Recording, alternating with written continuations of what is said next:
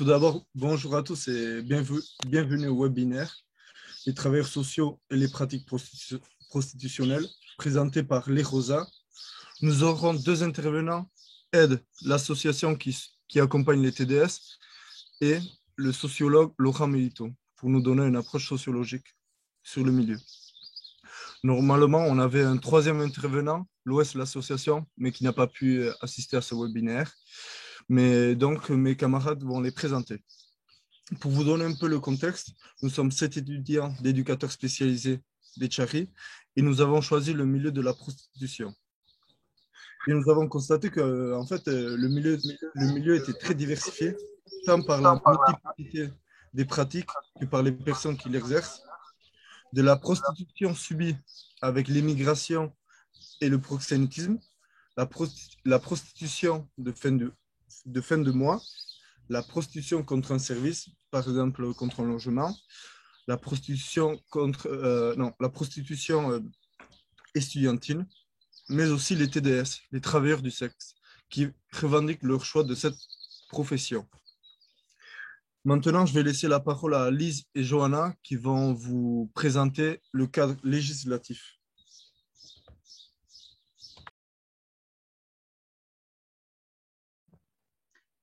Donc, moi, je vais vous parler de l'approche historique de la prostitution. Donc, les pratiques prostitutionnelles existent depuis longtemps et durant l'histoire, plusieurs mouvements se sont succédés. Donc, on a 3 mouvements, vous les avez affichés sur le diapo. On a d'abord le réglementarisme qui encadre la pratique prostitutionnelle, l'abolitionnisme qui est en fait l'abolition du réglementarisme et le dernier, le prohibitionnisme, qui est l'interdiction totale de la pratique. Les États ont été dans l'histoire de plus en plus nombreux à adopter une posture abolitionniste envers l'encadrement de la prostitution. On a plusieurs lois qui sont venues la réglementer. Le 3 avril 1946, la France adopte la loi Marthe-Richard qui abolit la prostitution réglementée, c'est-à-dire que c'est la fin des maisons closes, des maisons de tolérance en France. On a ensuite, en 1949, la Convention pour la répression de la traite des êtres humains et de l'exploitation de la prostitution d'autrui, qui est adoptée par les Nations Unies. Depuis 1960, c'est ce texte qui est le texte de référence du droit en matière de prostitution. La France annonce sa position abolitionniste et la prostitution devient un fléau social. Elle a un statut très ambigu parce qu'elle n'est pas définie légalement, elle n'est donc pas illicite, mais elle est considérée comme indigne par cette convention. En 2003, la pratique prostitutionnelle frôle la délinquance avec la loi Sarkozy, car racoler devient un délit. Même le racolage passif peut être puni pour les TDS qui sont simplement sur le trottoir, par exemple devant un lampadaire comme on en a l'image. Je vais vous présenter ensuite, je vais vous laisser avec Johanna qui va vous parler de la loi 2016. Écoutez, merci Lise pour toutes ces informations. J'espère qu'on ne vous a pas déjà perdu avec toutes ces dates parce que moi, je vais continuer et j'ai une date très importante pour vous. Ça va être la date de 2016. La France modifie sa tactique de répression et s'oriente sur les clients et les proxénètes. Les prostituées ne sont plus perçues comme des délinquantes, mais comme des victimes. Avec sa nouvelle loi, dite du 13 avril, visant à renforcer la lutte contre le système prostitutionnel et à accompagner les personnes prostituées, la France confirme son engagement abolitionniste, comme vous a dit Lise. Ses principales actions sont de renforcer la lutte contre le proxénétisme, améliorer la prise en charge des personnes victimes de prostitution avec la création d'un parcours de sortie de prostitution, favoriser un regard sur la prostitution avec des actions de prévention et de sensibilisation, ainsi que de responsabiliser les clients de la prostitution par la création d'infractions. Après, cependant, cette loi a des répercussions non négligeables sur les TDS. On va vous mettre un petit diapo ci-joint. Parmi elles, on peut voir la répercussion sur la santé physique et mentale. Plus de précarité économique, certaines induites par moins de clients, une réduction des tarifs, des suspensions de logement et une hausse des violences expliquées par des conditions de travail plus dangereuses. Ainsi, une hausse de la stigmatisation et de la catégorisation des prostituées et travailleuses du sexe entraîne leur exclusion. On peut donc conclure que le cadre législatif n'est pas neutre face à cette pratique prostitutionnelle. Donc, quand on a démarré ce stage projet, on a démarré par un diagnostic territorial. on a vraiment constaté que les besoins des travailleuses du sexe sont bien réels. Il y a un réel manque dans les accompagnements. En ce sens, notre projet s'orientait vers l'accompagnement des travailleurs sociaux pour les travailleuses du sexe. Notre projet se déroule en 3 temps. Avec l'aide de OS l'association, nous avons mis un mur des préjugés au sein des locaux de aide. Puis, aujourd'hui, le webinaire vient créer un lieu de rencontre, un lieu d'échange sur le sujet de la prostitution. Enfin, suite à ce webinaire, nous allons créer une plaquette qui sera proposée aux accompagnants, aux structures en relation avec la problématique afin de vraiment faciliter un accompagnement adapté et global. Pour ce faire, nous avons contacté l'OS l'association. Malheureusement, comme vous a dit Yandé, ils ne peuvent pas être là ce matin, mais on vous propose de vous donner une petite vidéo qui va représenter OS l'association.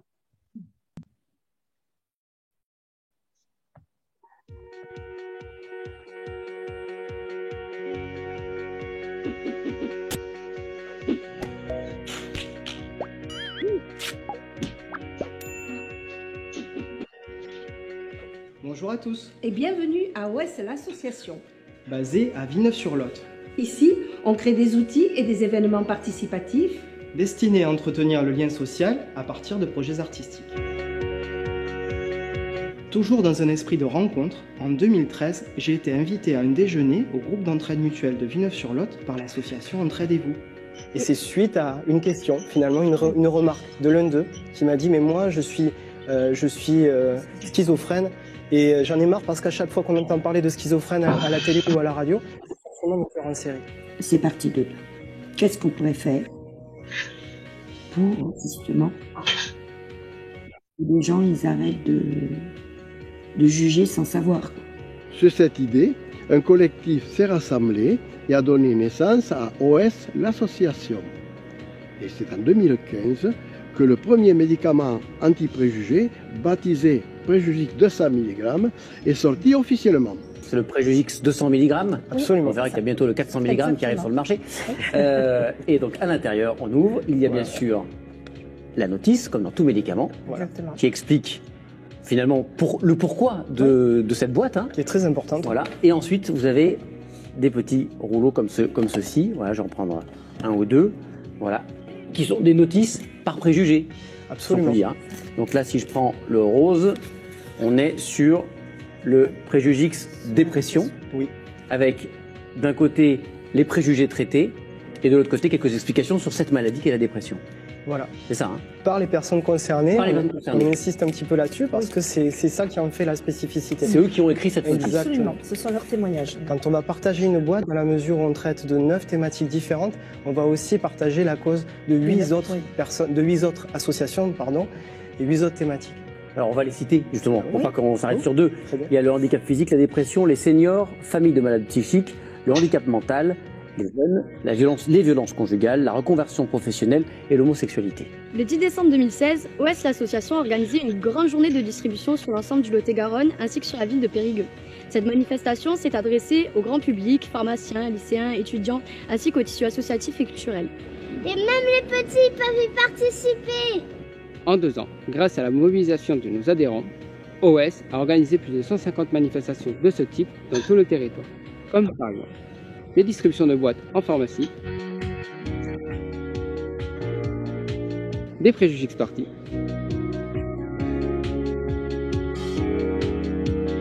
des distributions de boîtes dans les rues,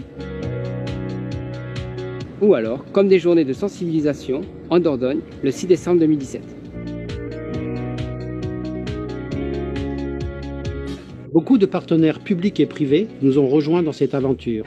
Ce sont des partenaires rédacteurs, relais, opérationnels et financiers. Aujourd'hui, on est soutenu par la nouvelle région Aquitaine, très bien, par l'Agence régionale de la santé, et on en est très très fiers, par des hôpitaux psychiatriques de Lot-et-Garonne et de Dordogne qui nous suivent, par énormément de professionnels de santé, mais pas que, aussi le ministère de la Justice, par l'intermédiaire de la PJJ, puis on a aussi des partenaires privés, donc qui sont en particulier AG2R La Mondiale, qui est vraiment le partenaire principal de Préjugix, via santé. Aujourd'hui, nous en sommes à 50 000 boîtes distribués en France et en Europe, mais également aux États-Unis, au Canada, en Amérique du Sud et en Afrique. Bien évidemment, nous ne comptons pas nous arrêter là. Alors rejoignez-nous sur prejugix.com.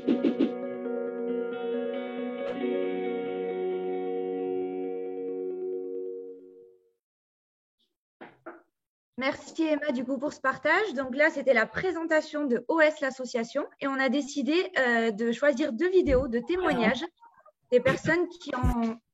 Je pense qu'on a peut-être un problème de réseau, n'hésitez pas du coup à nous dire. J'espère que la vidéo a été assez claire. Et du coup, on va vous montrer 2 témoignages de personnes qui ont utilisé donc Prejugix.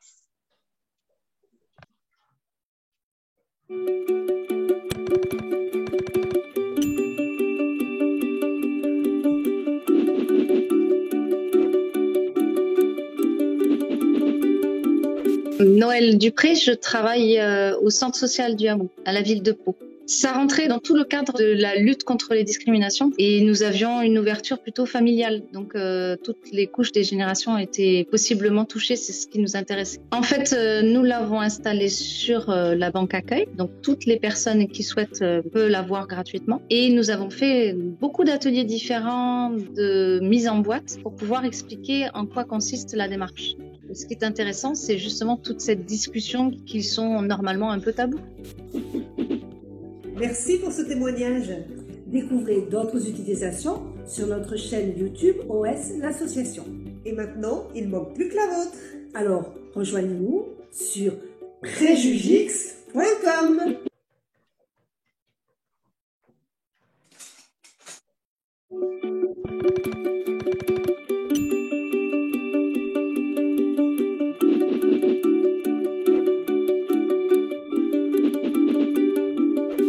Je m'appelle Dominique Corbando. J'ai ouvert il y a 4 ans et demi un café à Bergerac en Dordogne. Quand j'ai découvert cette boîte, j'ai dit mais c'est génial. Évidemment, ça a interpellé les gens. Prejugix, c'est le médicament des préjugés. Ça crée des liens et ça favorise la parole. Comme quoi cet outil, c'est faire ensemble pour vivre ensemble. Donc dans ce sens-là, cette action, moi je l'ai trouvée vraiment formidable. On l'a posée sur le comptoir, les gens tiraient des papiers, lisaient, on en discutait. J'ai vu des familles jouer avec, mais vraiment jouer avec leurs enfants, prendre les papiers, commencer des vraies discussions, prendre le temps. Les clients avaient eu une super idée, c'était d'écrire sur la vitrine des petites phrases comme ça, des petites phrases qui leur venaient, leurs petits préjugés qu'ils entendent tous les jours, ou que eux ont aussi, parce qu'on en a tous, nous aussi, des préjugés. Merci pour ce témoignage. Merci Emma pour ces vidéos. C'est vrai que quand on a su qu'OS l'association, on n'était pas présent, on a été assez déçus. Donc on s'est dit qu'est-ce qu'on va pouvoir faire à la place. On s'est dit on va faire des vidéos pour couper un peu ce temps de parole. Sachez qu'en tout cas, si vous voulez les rencontrer, ils sont sur le site d'Edchari le 28 mai pour une Prejugix party. Voilà, si ça vous intéresse, n'hésitez pas à vous inscrire. Donc, comme vous avez vu, à travers cette vidéo, l'OS l'association, nous allons vous expliquer pourquoi nous les avons fait intervenir dans notre projet autour de la prostitution. La première raison qui nous a motivés dans ce partenariat, c'est que beaucoup de personnes ont des représentations qui forment des préjugés. Ça entraîne une stigmatisation des personnes et malheureusement, c'est un fait réel dans le milieu de la prostitution. OS l'association a fait le choix de s'en prendre à la source du problème plutôt qu'aux conséquences. C'est pourquoi notre deuxième motivation, c'est notre souhait de ne pas faire un projet unilatéral, mais tenter de faire participer les personnes en situation de prostitution à leur prise en charge. Nous voulions agir avec elles plutôt que pour elles. Mais après des échanges qu'on a eus avec notre principal partenaire Aide, que vous allez rencontrer tout à l'heure, nous nous sommes rendus compte que créer une relation de confiance en seulement 8 semaines, nos 8 semaines de stage,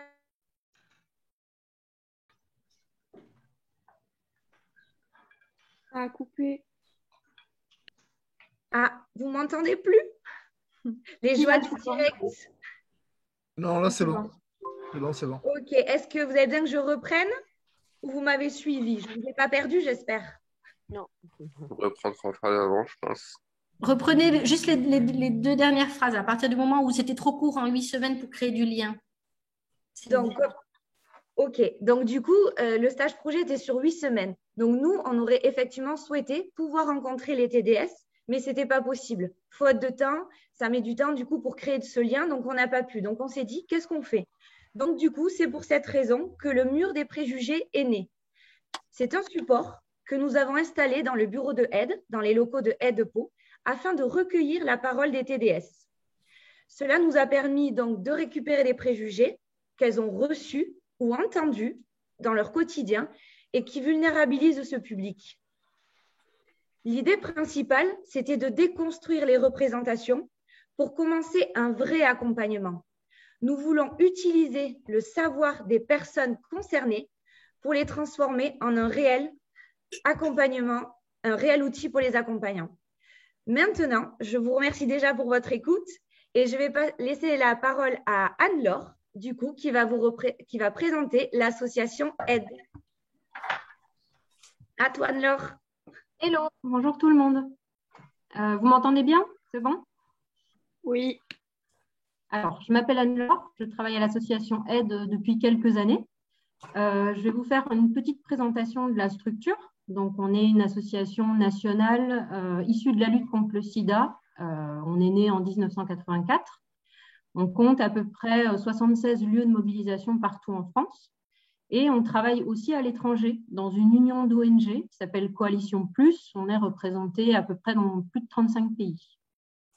On a des principes d'action assez particuliers. Donc, on vise la transformation sociale, c'est-à-dire qu'on intervient très fortement dans l'espace public, que ce soit au sein des instances de représentation, auprès des décideurs politiques ou du grand public.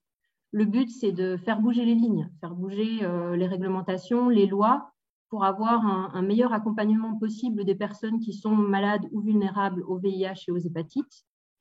On agit dans une démarche communautaire. Donc, c'est une démarche qui consiste à unir un groupe de personnes qui sont mues par une même problématique et de trouver des solutions ensemble.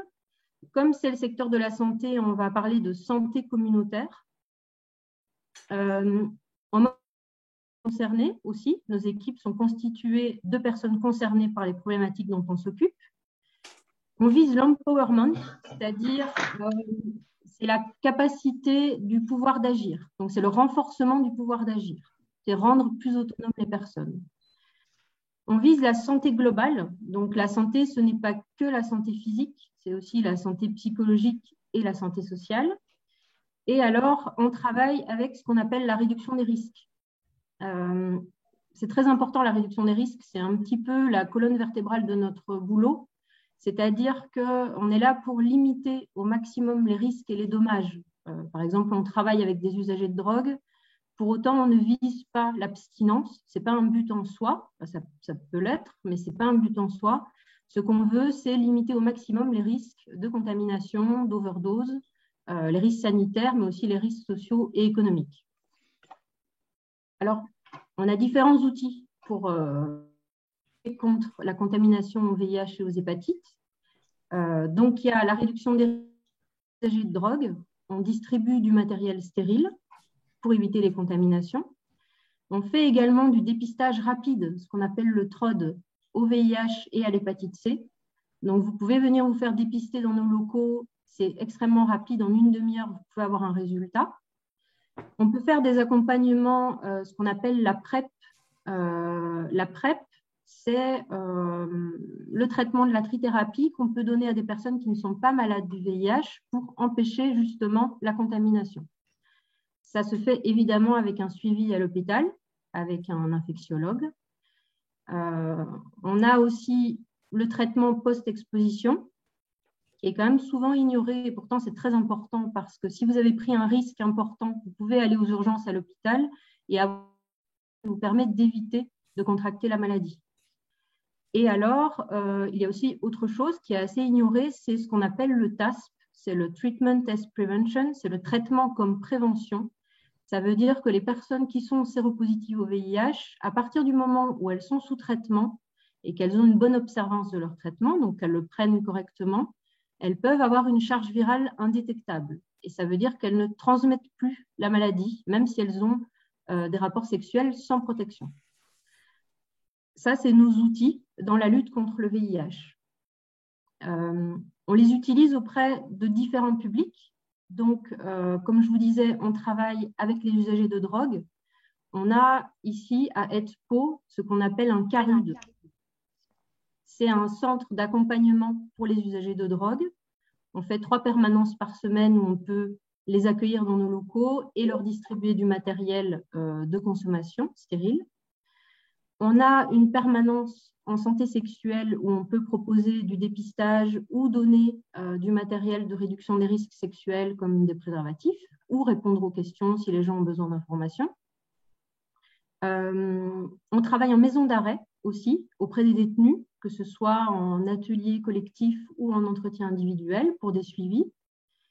On a des actions auprès des femmes. On a développé des actions en non-mixité parce que c'est venu des actions CARUD, donc avec les consommateurs de produits. On a remarqué qu'il y avait une grande invisibilité des femmes en situation de précarité et on a décidé de créer des permanences qui soient destinées uniquement aux femmes. On a des groupes de parole pour personnes transgenres qui fonctionnent assez bien. Et ce qui nous intéresse là aujourd'hui, permanence pour les travailleurs et travailleuses du sexe, 1 fois par semaine. Alors, je vais parler au féminin parce que 19% de femmes dans la file active de personnes qu'on reçoit. Donc, désolé pour le pourcent d'hommes, mais on va le mettre de côté un petit peu, ce sera plus facile à prononcer. Donc, les travailleuses du sexe qu'on reçoit tous les mercredis après-midi. Alors, pour vous expliquer un petit peu la genèse de notre action, il n'y a plus de prostitution de rue à Pau depuis quelque temps. Donc, on a été obligé de passer par des sites de petites annonces. Tout d'abord sur Viva Street, je ne sais pas si vous connaissez, ils ont eu pas mal de problèmes parce qu'ils se sont fait attaquer pour proxénétisme, parce qu'ils faisaient payer leurs petites annonces. Donc, on les a attaqués en disant qu'ils vivaient de l'argent de la prostitution, ce qui fait qu'ils ont fermé toutes leurs rubriques rencontres à l'époque. Alors, peut-être que ça a rouvert depuis. Donc, on a dû basculer sur des sites un peu plus confidentiels, d'escorting. On prend note des numéros de téléphone sur les petites annonces et on envoie des messages, on envoie des textos aux personnes pour leur dire qui on est, qu'on fait une permanence pour les travailleuses du sexe, qu'elles peuvent venir chercher du matériel de réduction des risques, qu'elles peuvent se faire dépister et qu'elles sont les bienvenues dans nos locaux, donc on donne les horaires. Après, ça a été un travail de longue haleine, c'est-à-dire que c'est très, très chronophage. On a dû contacter énormément de personnes pendant énormément de temps avant d'avoir les premières personnes qui passent la porte de nos locaux. Ça a été assez long. Mais à partir du moment où on a eu quelques personnes qui sont venues, le bouche à oreille s'est fait et on a de plus en plus de gens qui viennent chez nous.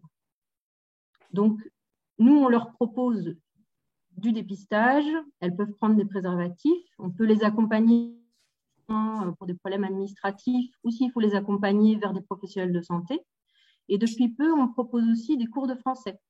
Alors, cours de français parce que dans le profil des personnes qu'on a, c'est principalement des hispanophones.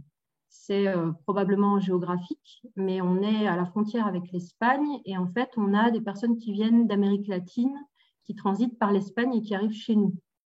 Ce sont des personnes qui bougent beaucoup en France. Donc, elles peuvent être dans le coin, puis partir, puis revenir. Ce qui fait que la création du lien, elle peut être parfois un petit peu compliquée. Après, le mur des préjugés, donc on l'a reçu il y a quelque temps par les Rosas. On l'a installé dans notre salle de permanence quand on faisait les permanences et dans la salle du cours de français quand on faisait le cours de français pour essayer d'avoir un espace un peu plus confidentiel. On leur a expliqué ce que c'était et en quoi ça consistait. Donc, le but, c'était de créer un outil pour aider les accompagnants du travail social. Après, on a eu quelques difficultés. Alors, il y a une confusion des termes, c'est-à-dire on avait des personnes qui ne savaient pas faire la différence entre préjugés et discrimination. Et c'est là qu'on... Elle est nulle, leur truc. Pardon ?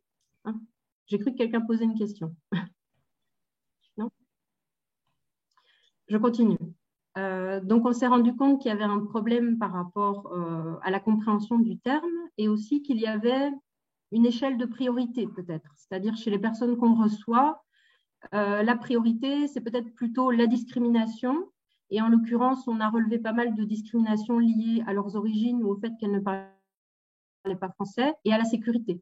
Donc, l'origine de la discrimination, qui est le préjugé, c'est parfois pas clair pour elles de remonter jusque-là.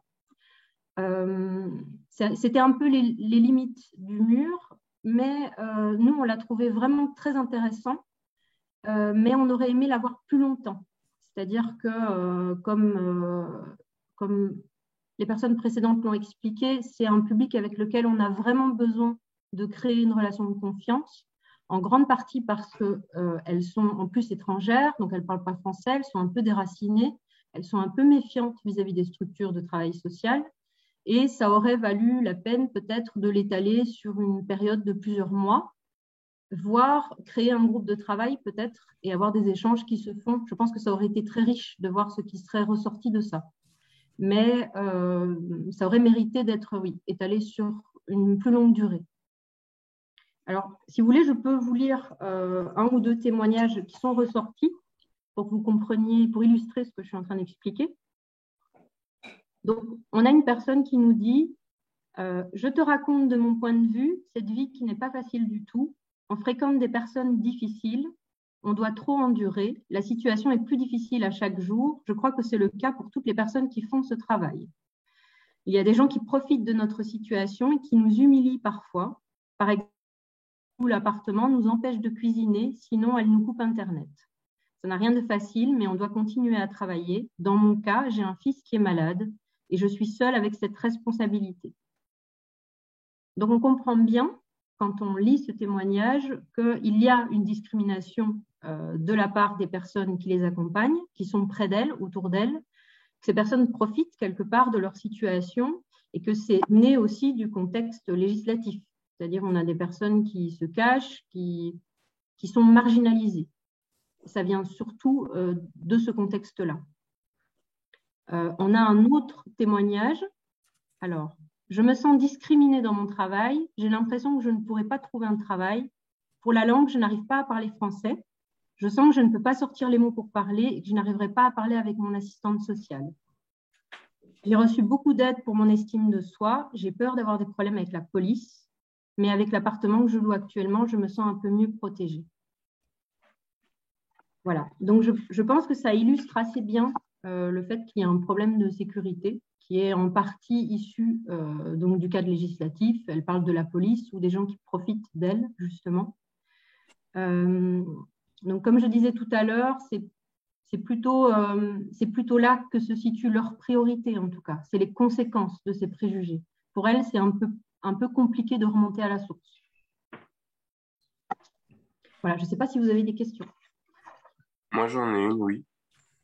Bonjour. Je me demandais si c'était quelles étaient les raisons des personnes qui viennent d'Amérique latine, si c'était des travailleuses du sexe forcé, un travail par dépit, un choix de vie.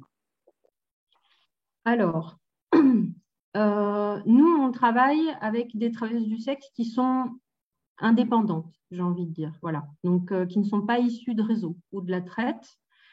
À partir du moment où on reçoit des filles qui sont sorties de réseau, en général, on les réoriente. C'est souvent des migrantes nigériennes, pour la plupart, qu'on réoriente vers d'autres structures comme des CADA. Ici à Pau, c'est l'OCFA qui s'occupe du parcours de... Sinon, les personnes d'Amérique latine que nous recevons, en général, elles partent souvent pour des raisons économiques. Donc, il y a une contrainte économique, si on veut, la plupart du temps. Il y a un besoin d'avoir de l'argent, souvent pour l'envoyer à leur famille. Donc, elles finissent par arriver en Espagne, où les conditions de vie sont meilleures. Et par contre, pourquoi elles traversent la frontière et viennent en France? On a quelques personnes qui nous donnent des raisons. Après, c'est assez anecdotique. Donc, c'est difficile d'avoir des vraies raisons, mais apparemment, elles peuvent gagner un peu plus d'argent par ici. Donc, oui, c'est surtout une contrainte économique. D'accord, merci. Bonjour. Vous m'entendez? Oui, j'entends. Je voulais savoir, vous avez dit qu'à Pau, il n'y avait pas de prostitution de rue. Vous savez si au Pays Basque, il y en a? Alors, au Pays Basque, on a une antenne aussi à Bayonne. Ils sont en train de mettre en place le travail avec les TDS et je pense qu'on est au même diagnostic. Je sais qu'il y avait une prostitution de rue avant qui était assez visible, mais il y a déjà un moment. Après, je ne connais pas le diagnostic précis. Oui, il y a quelqu'un qui lève la main. Oui. Oui, bonjour. Je suis Patricia Jourigui-Berry, je suis chef de service de la prévention spécialisée sur les territoires des quartiers prioritaires de la ville de Bayonne. Donc, je supervise un service dont le territoire va des Hauts de Sainte-Croix, donc la ZUP, et le quartier Saint-Esprit, Beda, la Citadelle, et Maubec. Donc, voilà, juste pour répondre à ton interrogation, Anne-Laure, effectivement, il y a des quartiers, historiquement, on va dire, voilà, où la prostitution existe de manière historique. En revanche, effectivement, sa physionomie a changé dans la mesure où, voilà, de longue date, en fait, le quartier de Saint-Esprit est un quartier de prostitution masculine, surtout, qui n'exclut pas du tout hein, la prostitution féminine, évidemment. Et la physionomie a changé, en fait, du fait de plusieurs facteurs, notamment la réorganisation, en tout cas, de la cité d'un point de vue architectural et des choix de la mairie, voilà, de placer des caméras, en fait, hein, partout sur les zones de deal et de délinquance au sens vaste du terme, qui fait qu'effectivement, les choses qui étaient visibles et sur lesquelles nous, on pouvait donc avoir un tout petit effet, enfin, en toute modestie, se révèlent hyper compliquées puisque la prostitution, tout comme le trafic et les autres pratiques déviantes, en fait, migrent. Hein, donc, ça ne disparaît pas, hein, comme vous l'imaginez bien, parce qu'on place des caméras. Mais nous, en tout cas, sur les quartiers, on se rend compte que, en ce qui concerne en tout cas les trafics de drogue, ils se déplacent de la gare à la ZUP. Hein, donc, on se retrouve maintenant avec des gardes de territoire, etc., du fait de cette migration-là, qui est en partie due hein, à la présence policière qui a été augmentée et au placement des caméras sur cette zone. Et concernant la prostitution, alors on a plusieurs problèmes. Alors, pour ceux qui peut-être ne connaissent pas la prévention spécialisée, ce sont des éducateurs de rue hein, qui vont à la rencontre des jeunes. Enfin, nous, on a une mission autour des 11-21 ans. Donc voilà, ça n'est que de l'aller vers. Hein. Donc la rue, c'est notre territoire, enfin c'est notre champ d'action. Et depuis quelques années, effectivement, on se rend compte que la prostitution n'est plus visible, mais pas pour autant disparue, évidemment. Et on voit effectivement beaucoup de difficultés, enfin on rencontre beaucoup de difficultés à pouvoir identifier hein, les lieux de prostitution, sachant que maintenant, elles se passent dans des appartements privés. Voilà, contre, comme vous l'avez présenté tout à l'heure, Yandé, contre la plupart du temps des échanges contre services. Et cette prostitution sur le quartier Saint-Esprit s'est vue renforcée également par l'arrivée de migrants, hein, comme vous l'avez signalé, de jeunes migrants qui sont, pour certains d'entre eux, hébergés à Paocha. Hein. Donc, Paocha, c'est un organisme qui accueille des migrants en transit et qui est effectivement sur la même zone géographique. Et avec toutes les difficultés que ça représente, en tout cas de prédateurs voilà, qui se manifestent autour de ces sites-là et qui, effectivement, profitent de la vulnérabilité de ces jeunes, et moins jeunes hein, d'ailleurs, enfin, en l'occurrence sur mon service de jeunes, voilà, pour les héberger et en échange d'eux. Ensuite, je voulais juste apporter une dernière précision, enfin, une précision en tout cas sur le champ qui est le mien. Concernant la prostitution qui ne concerne pas spécialement les migrants, hein, on a effectivement des problématiques d'addiction fortes hein, chez les jeunes. Et on se rend compte maintenant que la prostitution est aussi voilà, un moyen de trouver ces produits. Hein, donc, on a pas mal de jeunes en fait, qui se retrouvent assujettis à cette grosse contrainte qu'est la prostitution en échange de produits. Hein. C'est une solution pour eux d'avoir de la dope ou de l'alcool. Et enfin, voilà le dernier point sur lequel je voulais revenir sur ton propos, Anne-Laure, mais c'est bon, voilà, peut-être vous allez considérer que c'est de la sémantique, mais en tout cas pour moi c'est important. voilà, la prostitution n'est pas un travail. Voilà. Donc, voilà, en tout cas, voilà, pour nous, bon, après, voilà, c'est un point de vue et effectivement, on peut en parler. Moi, dans d'autres projets professionnels, voilà, j'ai travaillé à Lyon sur l'assaut du NI, hein, donc, voilà, qui travaille aussi sur les questions d'abolition de la prostitution auprès de travailleurs du sexe, comme on le dit, mais notion avec laquelle moi, je suis en tout cas pas du tout d'accord. Parce qu'effectivement, je trouve qu'au-delà des constats qu'on est en train de faire, que je pense qu'on partage tous, je pense qu'il est important aussi de se questionner en amont. Voilà, est-ce que véritablement on vend son corps, on le marchande contre de l'argent de manière libre.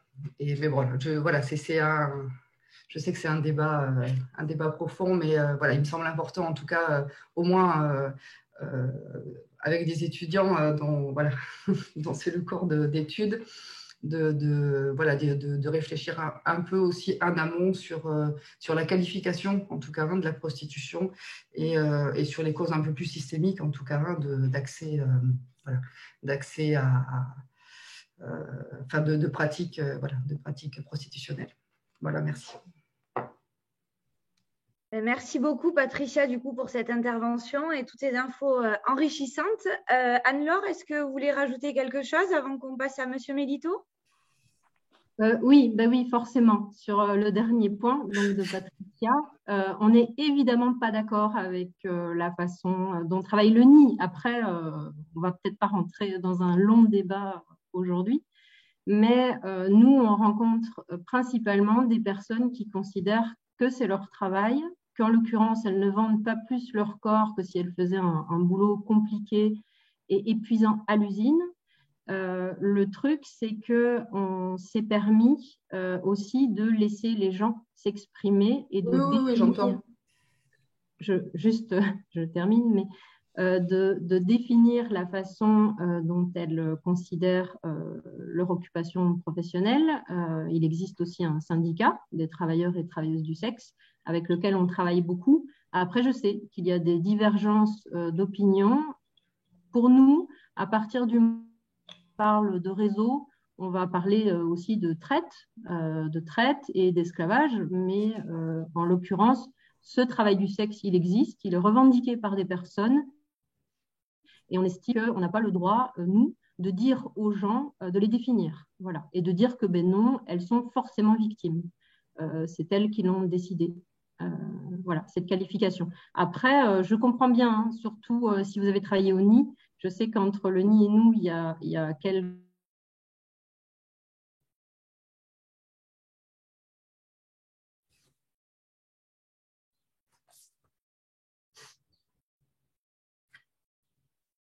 témoignages, c'était qu'il était parfois compliqué, par exemple, de porter plainte pour violence ou notamment pour viol auprès de la police. Et on avait reçu des témoignages de filles qui racontaient qu'un jour, un policier lui a répondu « Mais si la personne vous paye, est-ce qu'on peut enlever la plainte de viol ?» Comme si c'était suffisant. Voilà, donc on peut se retrouver face à une certaine, face à de la violence policière dans ce cadre-là, à partir du moment où elles n'ont pas, elles ont un accès compliqué, par exemple, au dépôt de plainte. Voilà, après, je ne sais pas si c'était vers ça que se dirigeait la question. Oui, la personne vient de répondre oui dans le chat, merci. Du coup, Monsieur Melito est revenu, je crois. Oui, je suis désolé, j'ai été déconnecté. Alors qu'on est dans le même établissement, j'ai été déconnecté. Je ne sais pas pourquoi. Donc, peut-être qu'au moment où j'ai été déconnecté, je prends la parole, du coup, je commence ou ça vous va? Alors, du coup, oui, moi, je suis Laurent Melito. Au sein des Tchari Formation Développement, je suis responsable de la formation continue et de la recherche. Mais il se trouve que dans une vie professionnelle antérieure à 2 entrées, à la fois éducation spécialisée et sociologie, j'ai longuement fréquenté les enjeux relatifs à la prostitution. Et du coup, au moment où ça a coupé, j'étais en train de me dire que Patricia et Anne-Laure me mettaient le pied à l'étrier en train d'entrer en matière, puisqu'en fait, si vous voulez, bon, il ne s'agit pas de faire de la sociologie de la prostitution pure. Et donc, je vais commencer par quelques éléments expérientiels pour après aller un petit peu dans des généralités, mais pour moi qui sont importants dans la perspective du travail qui a été engagé par les étudiants, qui est finalement sur quoi s'appuyer en tant que travailleurs sociaux pour pouvoir finalement travailler avec les travailleurs du sexe. Et alors, du coup, j'emploie le mot travailleurs du sexe à dessein. Moi, du coup, là, c'est un choix, en fait. Hein, ce n'est pas un glissement de langage. Et alors, moi, si vous voulez, dans les années 90, quand je me suis intéressé au travail social directement par l'entrée prostitution, c'est vrai que j'arrivais dans ce champ professionnel avec une phrase, si vous voulez, de Marx. Vous voyez, donc c'est mon entrée dans la prostitution. Et Marx, dans le manuscrit de 1844, il dit quelque part que la prostitution, finalement, elle n'est qu'une expression particulière de la prostitution générale de l'ouvrier. Voilà. Donc, c'est comme ça que je m'y suis engagé. C'est en lien avec, si vous voulez, ce que cette phrase-là, on pourrait en trouver d'autres chez Engels aussi, sous-tend comme enjeu, comme questionnement, et puis aussi comme prise de position, que je me suis engagé dans la formation d'éducateurs spécialisés et que du coup, bon, effectivement, très vite, je travaillais à Marseille, enfin j'étais en formation à Marseille, et très vite, effectivement, je me suis tourné vers l'Amicale du Nid. Alors, les collègues tout à l'heure disaient des choses intéressantes puisque toutes les deux ont employé, enfin, au moins une des deux à Nord, le Nid. Et effectivement, sans faire l'histoire du Nid et puis de ses déclinaisons, parce que c'est intéressant parce que ça organise un petit peu le débat. En fait, effectivement, donc, au départ, il y a le Nid qui a été créé par un prêtre en 1937. Et puis, du coup, cette institution, chemin faisant, s'est structurée, s'est organisée, puis elle s'est bipolarisée. Et du coup, en fait, une partie des personnes qui y étaient inscrites sont devenues le mouvement du Nid. Donc, un mouvement de militants qui avaient un petit peu à leur fronton, ça a fait un numéro de leur revue Prostitution et Société, qui était l'esclavage a été aboli avant la prostitution. Voilà.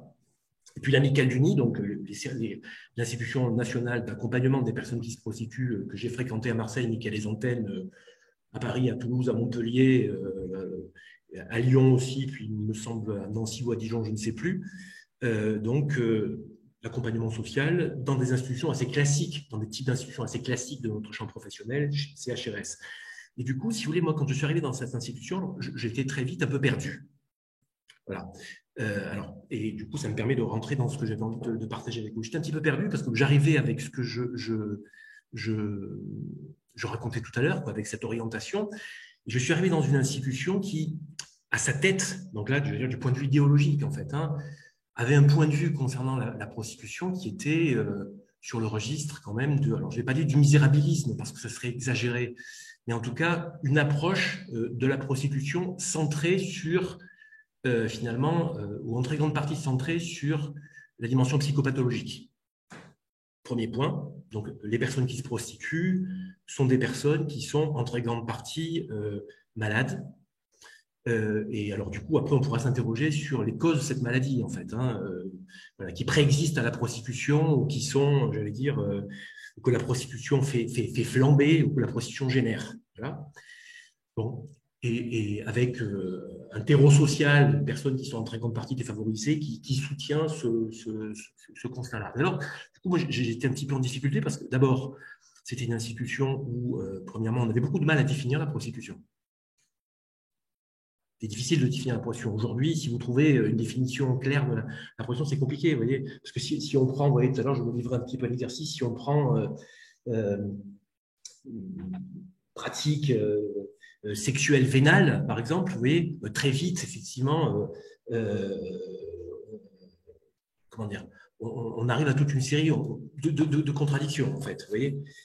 Voilà, parce qu'effectivement, il y a des pratiques qui sont régulières et d'autres qui ne le sont pas. Il y a des pratiques qui incluent autre chose que la vénalité. Bref, très compliqué d'appréhender la prostitution, finalement, et avec sur le terrain des discours des personnes qui se présentent dans l'institution mais en fait, qui ne sont absolument pas en résonance avec tout ce que je viens de dire. Donc, si vous voulez, la première des choses qui m'est apparue, moi, au bout de quelques années, en fait, finalement, dans cette institution-là, c'est que ça n'avait pas beaucoup de sens d'essayer, si vous voulez, de réduire, vous voyez, la parole des personnes qui se prostituent à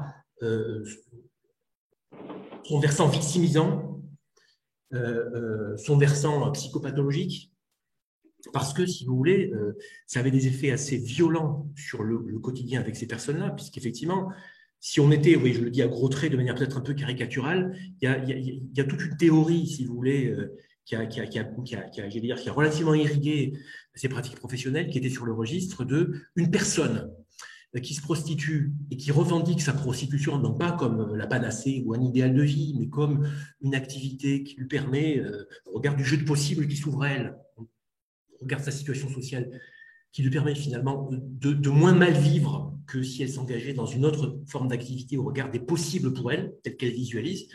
Cette personne-là, si vous voulez, si elle soutient ce discours-là, ça dit à quel point, si vous voulez, en fait, elle est victime de la prostitution. C'est-à-dire que, si vous voulez, c'est une manière de disqualifier le discours des personnes qui se prostituent à partir du moment où il sort finalement du créneau victimisant. Donc très tôt, moi, je me suis rendu compte, si vous voulez, que cette parole-là, elle était compliquée à soutenir. Elle était compliquée à soutenir puisqu'elle produisait, si vous voulez, un rapport à la parole de l'autre qui me semblait relativement contradictoire avec le quotidien professionnel et puis les repères de notre champ professionnel. Et du coup, si vous voulez, chemin faisant, moi, c'est ça qui m'a amené à un moment donné à essayer de prendre un peu de recul par rapport à ce que je pouvais vivre dans cette institution. Et entre parenthèses, je fais une distinction entre l'idéologie de l'Amicale Unie à l'échelle nationale et puis les pratiques de terrain des professionnels qui étaient tâtonnantes comme les miennes, avec beaucoup de sentiments de contradiction, de gens qui ne rentrent pas finalement dans les cases qu'on pourrait avoir à l'esprit. Donc du coup, avec beaucoup de difficultés. Voilà. Et avec notamment une difficulté particulière, notamment à Marseille, puisqu'il y avait une autre institution de santé communautaire, autre regard, qui a accueilli les travailleuses du sexe, cette idée que quand même, pour un certain nombre de personnes, il s'agissait d'un travail. Voilà. Et que c'était compliqué, si vous voulez, quand même de rabattre ça d'un revers de main en disant que simplement parce que ce n'était pas légal, en fait, du coup, il n'en était pas question. Ou parce que cette activité serait, et elle est, je vais dire, douloureuse, et de manière multidimensionnelle, que ça ne pourrait pas être un travail. Et ça rejoint ce que disait, enfin, ce que j'ai compris de ce que disait Anne-Laure tout à l'heure avant que ça coupe. Voilà.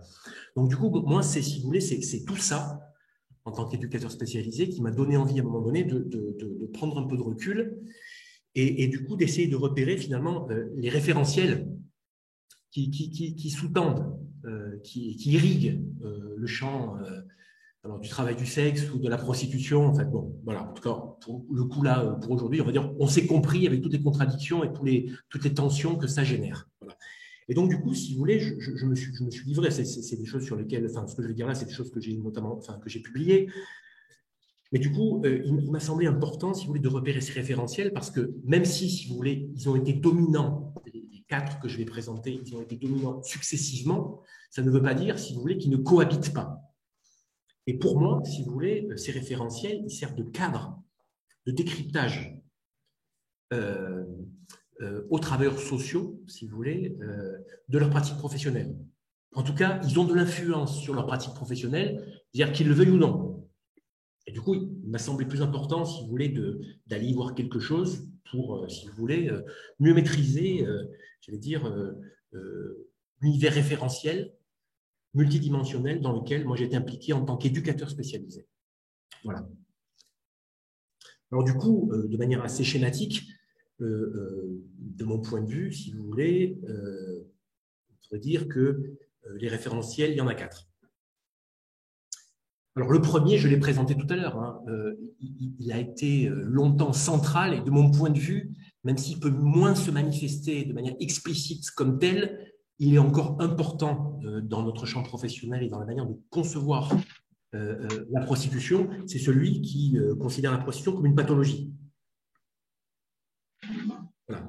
Et donc, va considérer, je le dis de manière synthétique, et je réponds à toutes les questions tout à l'heure si vous le souhaitez, hein, parce que nécessairement, plus on est synthétique quand on parle de prostitution et plus on se prête à des mauvaises compréhensions.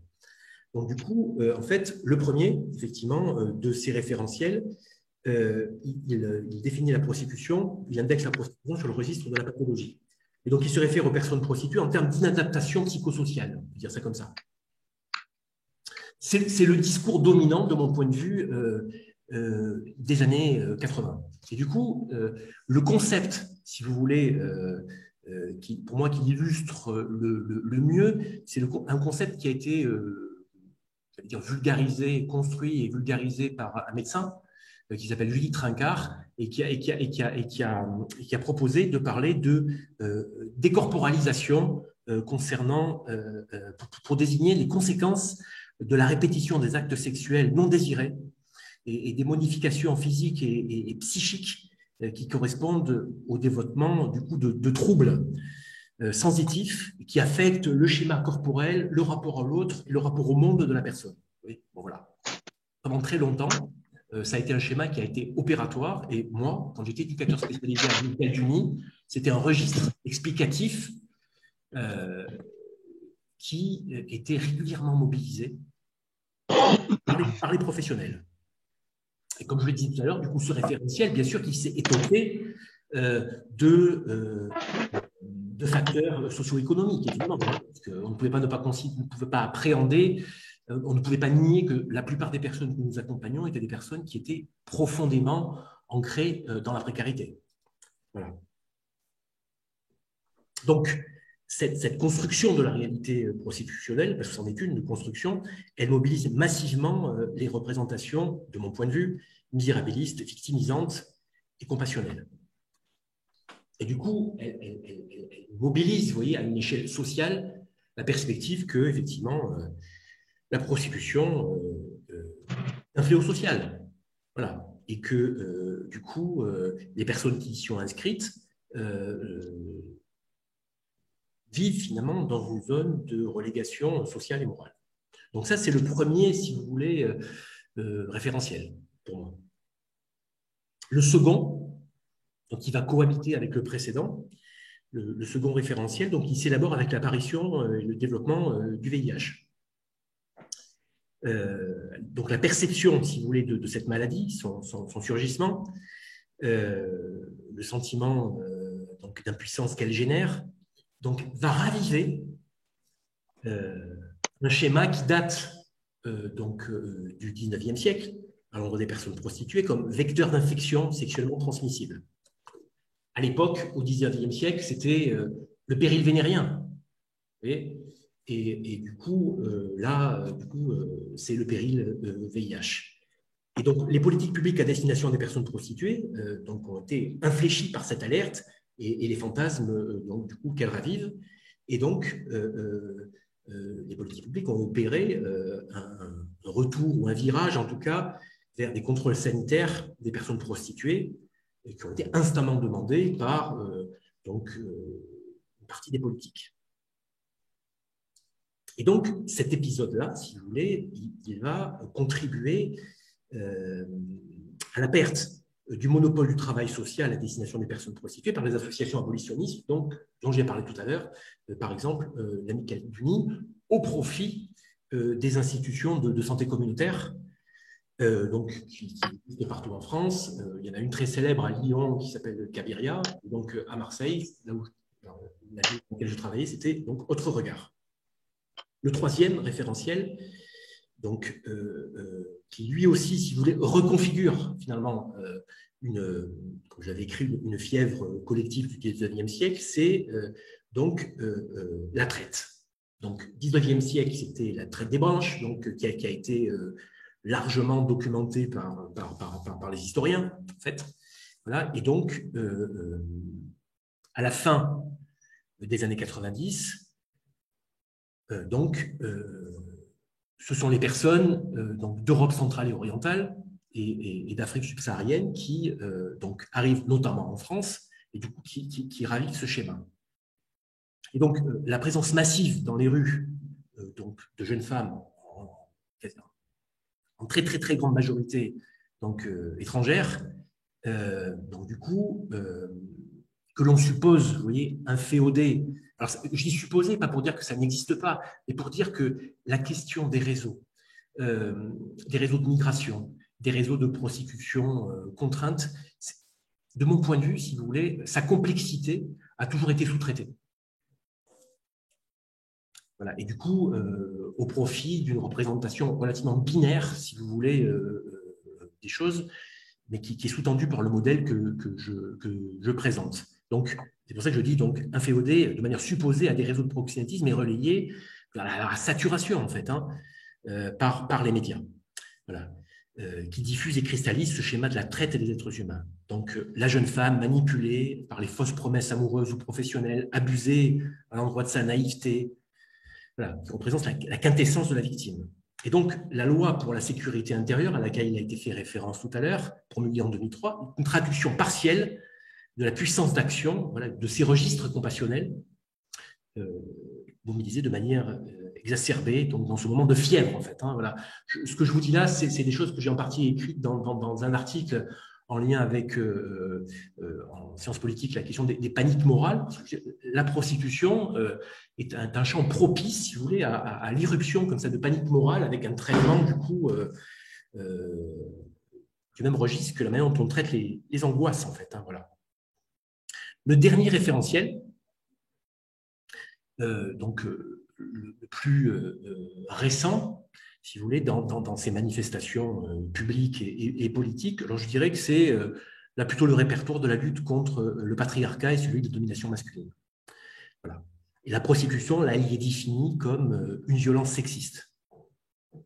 Et donc, la proposition du rapport des rapports parlementaires, finalement, qui a donné les dernières déclinaisons légales, si vous voulez, pénalisant les clients, sont notamment le fruit, si vous voulez, de cette inflexion-là. Voilà. Alors, si vous voulez, vous voyez, donc, de mon point de vue, tout ça cohabite.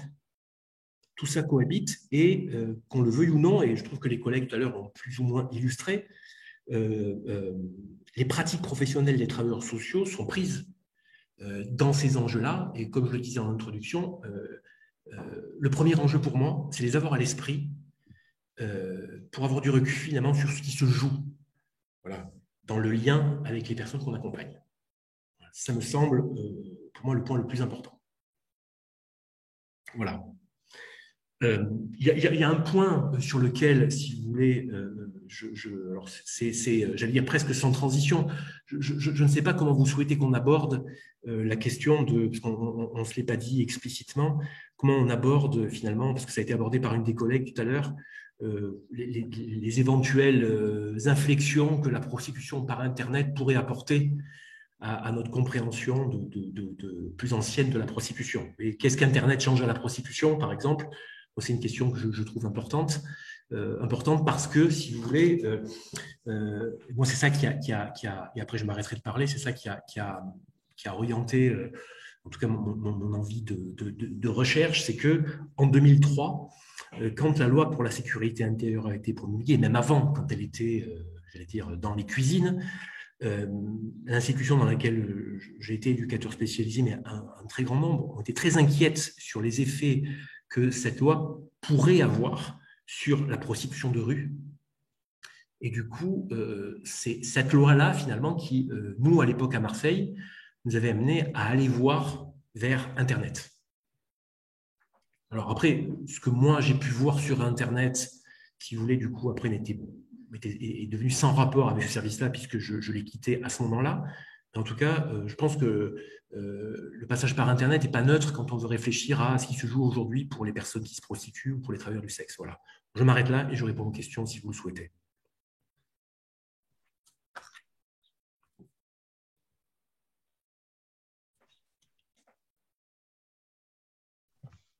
Merci, Monsieur Melito. Donc là, tout le monde peut participer. Ceux qui le souhaitent peuvent poser des questions et on va avoir un temps d'échange de une heure. Enfin, on a le temps pour les échanges, donc vous pouvez poser toutes vos questions.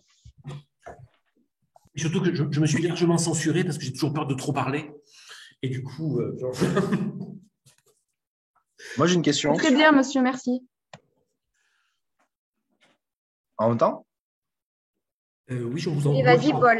Ouais. Je voulais savoir comment vous envisagez un peu la crise sanitaire avec le Covid et tout. Comment vous pensez que ça va influencer sur les réseaux de prostitution, sur la prostitution en général.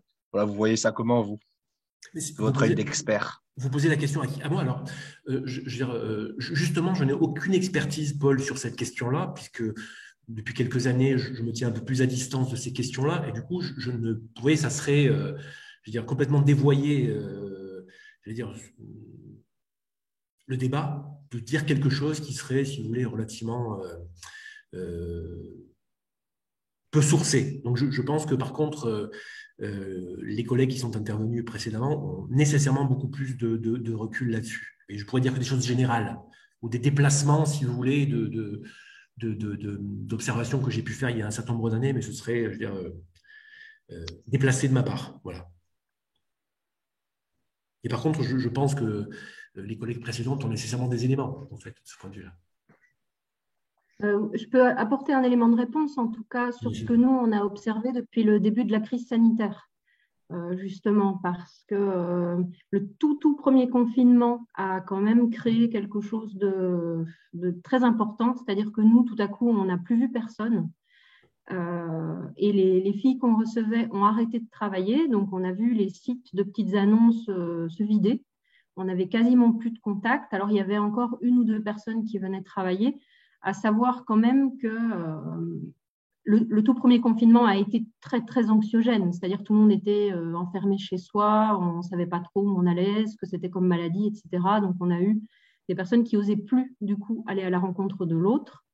À savoir qu'elles pouvaient venir nous voir. Nous, on donnait des attestations pour qu'elles ne puissent pas avoir de problème, mais elles ont arrêté de travailler pendant un moment. Et ça a généré des tas de problèmes économiques parce que si pour certains emplois, il y a pu avoir des dédommagements de la part de l'État et du chômage partiel, etc., ben là, on s'est retrouvé face à des personnes qui n'avaient plus rien du tout. Alors, je sais que dans certaines villes, et le Stras notamment l'a fait, il y a eu des collectes d'argent, mais pas suffisamment pour payer des loyers, par exemple. C'était plutôt pour faire des colis alimentaires ou pour dépanner. Mais ça a eu une importance, une répercussion sur l'économie assez importante. Oui. Et nous, ça nous a posé quelques soucis du coup pour refaire du lien. C'est revenu petit à petit, mais c'est vrai que ça a été, ça a compliqué beaucoup de choses.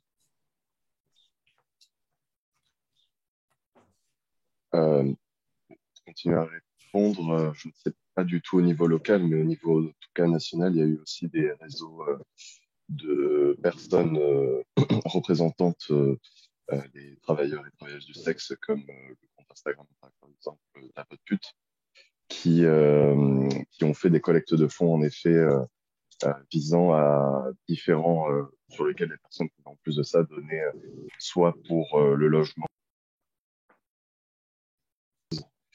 et il y a eu oui aussi ce réseau-là interne aux personnes travailleurs et travailleuses du sexe.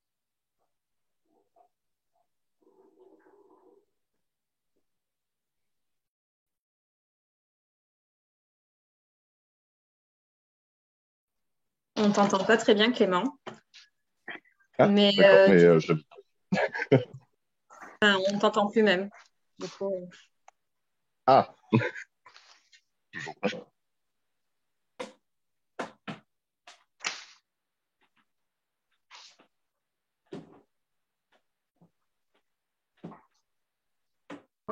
En attendant, Clément, que tu aies du réseau, on a Oriane qui lève la main. Si du coup, vous avez une question à poser, n'hésitez pas. Oui, merci de me donner la parole. Bonjour à tous et toutes. Donc, je suis éducatrice spécialisée du côté des femmes, une association qui est un centre d'hébergement et d'accompagnement pour les femmes victimes de violences conjugales et leurs enfants. Et moi, j'ai une question très pratico-pratique que je vis actuellement sur le terrain. Donc, je suis assez à l'écoute de vos propositions d'aide et d'accompagnement pour une femme qui est hébergée chez nous avec ses 2 enfants de 12 et 6 ans. Dans un contexte, elle est arrivée dans un contexte de violence conjugale assez grave et nous avons appris par l'intermédiaire du père des enfants au tribunal, donc de façon assez inattendue, que madame était escort girl donc sur Internet et se prostituait depuis la séparation avec monsieur. Donc moi, ma question, c'est plus sur l'accompagnement de madame, effectivement, et les lieux d'écoute qu'elle pourrait trouver autour de cette profession, qu'elle peut mettre en avant comme un vrai travail pour elle et un moyen d'assurer une protection matérielle à ses enfants, en tout cas par ce biais-là, et en même temps, des fois s'effondrer en disant à quel point c'est dur pour elle de faire ce travail-là, tout en prenant en charge ses 2 enfants et avec toutes les procédures administratives et tout ce qu'elle doit gérer à côté. Le travail prend beaucoup de place dans l'accompagnement aujourd'hui et c'est un travail, mais c'est pas un travail comme les autres. Donc la prise en charge éducative et sociale est assez complexe. Et moi, ma question est aussi vis-à-vis des enfants qui se trouvent un peu au milieu de tout ça. C'est un sujet assez tabou, hein, moi, pour en parler en équipe. On voit à quel point c'est difficile de l'évoquer avec madame, avec les enfants, et donc mes questions seraient, est-ce que par exemple AIDS propose des lieux d'écoute aussi pour ces mères avec leurs enfants, de pouvoir poser des mots avec les enfants qui vivent, hein, bon gré, mal gré, le travail de leur mère. Alors, madame dit qu'elle les protège. Moi, je pense que les enfants sont au courant, notamment la jeune fille de 12 ans qui peut se mettre dans des conduites à risque au niveau corporel, au niveau psychique, avec ce qu'elle vit avec ses pairs, et notamment sur le point de vue de la sexualité. Donc, ça a bien des conséquences sur la parentalité de madame. Donc, voilà, moi, c'est un peu les professionnels que j'aimerais entendre pour voir quelles pourraient être les propositions d'accompagnement autour de cette situation que je vous ai brièvement exposée. Là, pour le coup, c'est un sujet quand même super complexe. Nous, on reçoit, mais oui, on reçoit pas de mère avec enfant. Donc là, pour le coup, on n'a pas d'espace de parole pour ça. Après, c'est quelque chose qu'on peut envisager, surtout qu'on est en train d'essayer d'étendre en fait nos actions envers les travailleuses du sexe, notamment avec des temps de vacation de sages-femmes et de psychologues. Ouais. Elles auraient un accès à des professionnels gratuitement, donc c'est pas pour là tout de suite, mais en tout cas, on va essayer de mettre quelque chose en place et ça pourra en faire partie. Malheureusement, je n'ai pas de solution à vous donner là maintenant. Après, elle peut D'accord. Et en tout cas, pour madame, alors, excusez, c'est ça que j'allais vous demander. Ouais. J'ai peut-être mal entendu les jours de permanence et les heures. Est-ce que c'est un lieu d'accueil ouvert sans rendez-vous avec la possibilité de venir ou est-ce qu'il faut qu'elle... Elle peut venir, en fait, tous les mercredis après-midi. Ouais. Tous les mercredis après-midi, de 15h30 à 17h30, on a une permanence d'accueil où n'importe qui, les personnes concernées peuvent venir sans rendez-vous. Ouais. Donc, elle est la bienvenue et elle peut nous rencontrer. Après, si jamais elle ne peut pas ce jour-là, on peut aussi lui fixer un rendez-vous en dehors de ce créneau-là. Elle peut venir un autre jour. Il n'y a pas de problème. Et vous pouvez en parlerai parce que je pense qu'elle a vraiment besoin de verbaliser. Oui, avec elle, oui, l'accompagner une première fois sans se sentir jugée, avec une... voilà. Oui. Merci beaucoup pour les informations. Oui, juste une petite info, je ne sais pas si elle vous sera utile. En fait, vous êtes sur quelle ville? À Pau. Ah voilà, ouais, donc à Pau, je ne connais pas, mais c'est vrai que sur le BAB, il existe, enfin sur le Pays Basque, il existe, peut-être c'est le cas aussi à Pau, des lieux en fait de soutien à la parentalité et qui sont, pour certains d'entre eux, en tout cas c'est le cas dans notre asso à Terbéa, en relation directe avec les lieux d'accueil de femmes victimes de violences, où ces questions peuvent être abordées à travers le prisme également de la parentalité et de la relation aux enfants et du risque justement de glissement et de mimétisme, notamment des petites filles, hein, en tout cas sur des pratiques et notamment sur les réseaux, de nus ou de mise un peu en difficulté. Donc peut-être, enfin si vous le souhaitez, vous pouvez me contacter, je vous donnerai moi, les contacts que j'ai sur le Pays Basque, peut-être qu'effectivement ils connaissent... mes collègues de ces services-là connaissent peut-être des unités sur Pau. Services sur Pau, ouais. Moi, c'est vraiment spécialisé dans la prostitution parce qu'effectivement, des groupes de parole, l'association met en place des groupes de parole mère-enfant autour de la parentalité, mais surtout autour du spectre de la violence conjugale et pas forcément de la prostitution, des conduites à risque des adolescents. La prostitution est parfois aussi abordée dans ces milieux, enfin dans ces secteurs, dans ces services-là. Donc voilà, je ne sais pas si c'est le cas à Pau aussi. Ok, je prends note et je prendrai contact.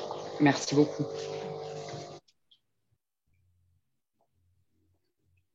Et je me permets, je voulais juste apporter un élément de réponse également concernant la question, je ne sais plus de Clément, je crois, concernant l'impact en tout cas du Covid sur la prostitution. Nous, sur nos services, on n'a absolument rien de chiffré.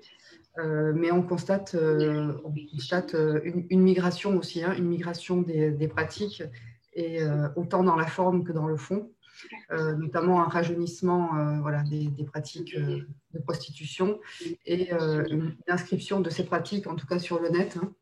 C'est-à-dire que on a beaucoup de jeunes filles, en tout cas, de jeunes filles, pas si jeunes, enfin, sur le public où on suit, qui se saisissent de plus en plus de l'outil informatique à travers les réseaux pour mettre en place des pratiques de prostitution sur les réseaux. Alors, je ne sais pas si c'est direct, quel est le lien de causalité entre le rapport de causalité entre le Covid et ce développement de pratiques. Peut-être est-ce que même sans Covid, ça aurait, ça se serait développé, mais en tout cas, c'est d'un point de vue de la temporalité, c'est des choses qu'on observe en parallèle, en tout cas. Donc oui, effectivement, on voit moins la prostitution et on la voit un peu plus sur les webcams.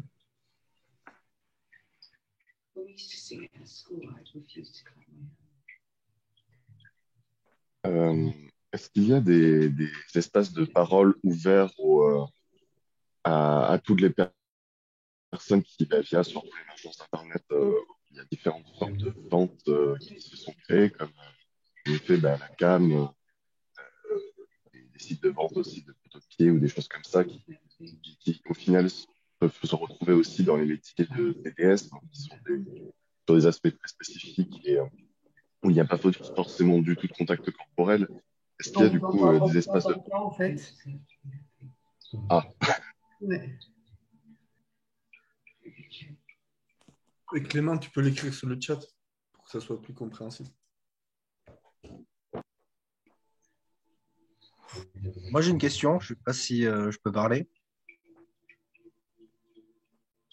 Oui, tu peux parler, Paul. Juste, par contre, Amandine, qui lève la main et pourra poser sa question après, vous avez votre micro allumé et du coup, ça fait un peu des interférences. Merci. Vas-y, Paul. Moi, je voulais dire, j'ai l'impression qu'on est tous d'accord sur le constat que la prostitution, ça existera toujours, ça a toujours existé et qu'il y en aura toujours. J'ai du mal à voir comment on peut contester ça. À partir de ce principe-là, je me dis, qu'est-ce qu'attend l'État français pour créer des structures qui protègent les prostituées comme ça se fait chez nos voisins européens, de manière déjà à les protéger à elles, de protéger les clients. Et je me dis, en fait, je vois pas qu'est-ce qu'on attend pour agir sur ce point de vue-là. Donc, je ne sais pas si vous pouvez m'éclairer par rapport à ça.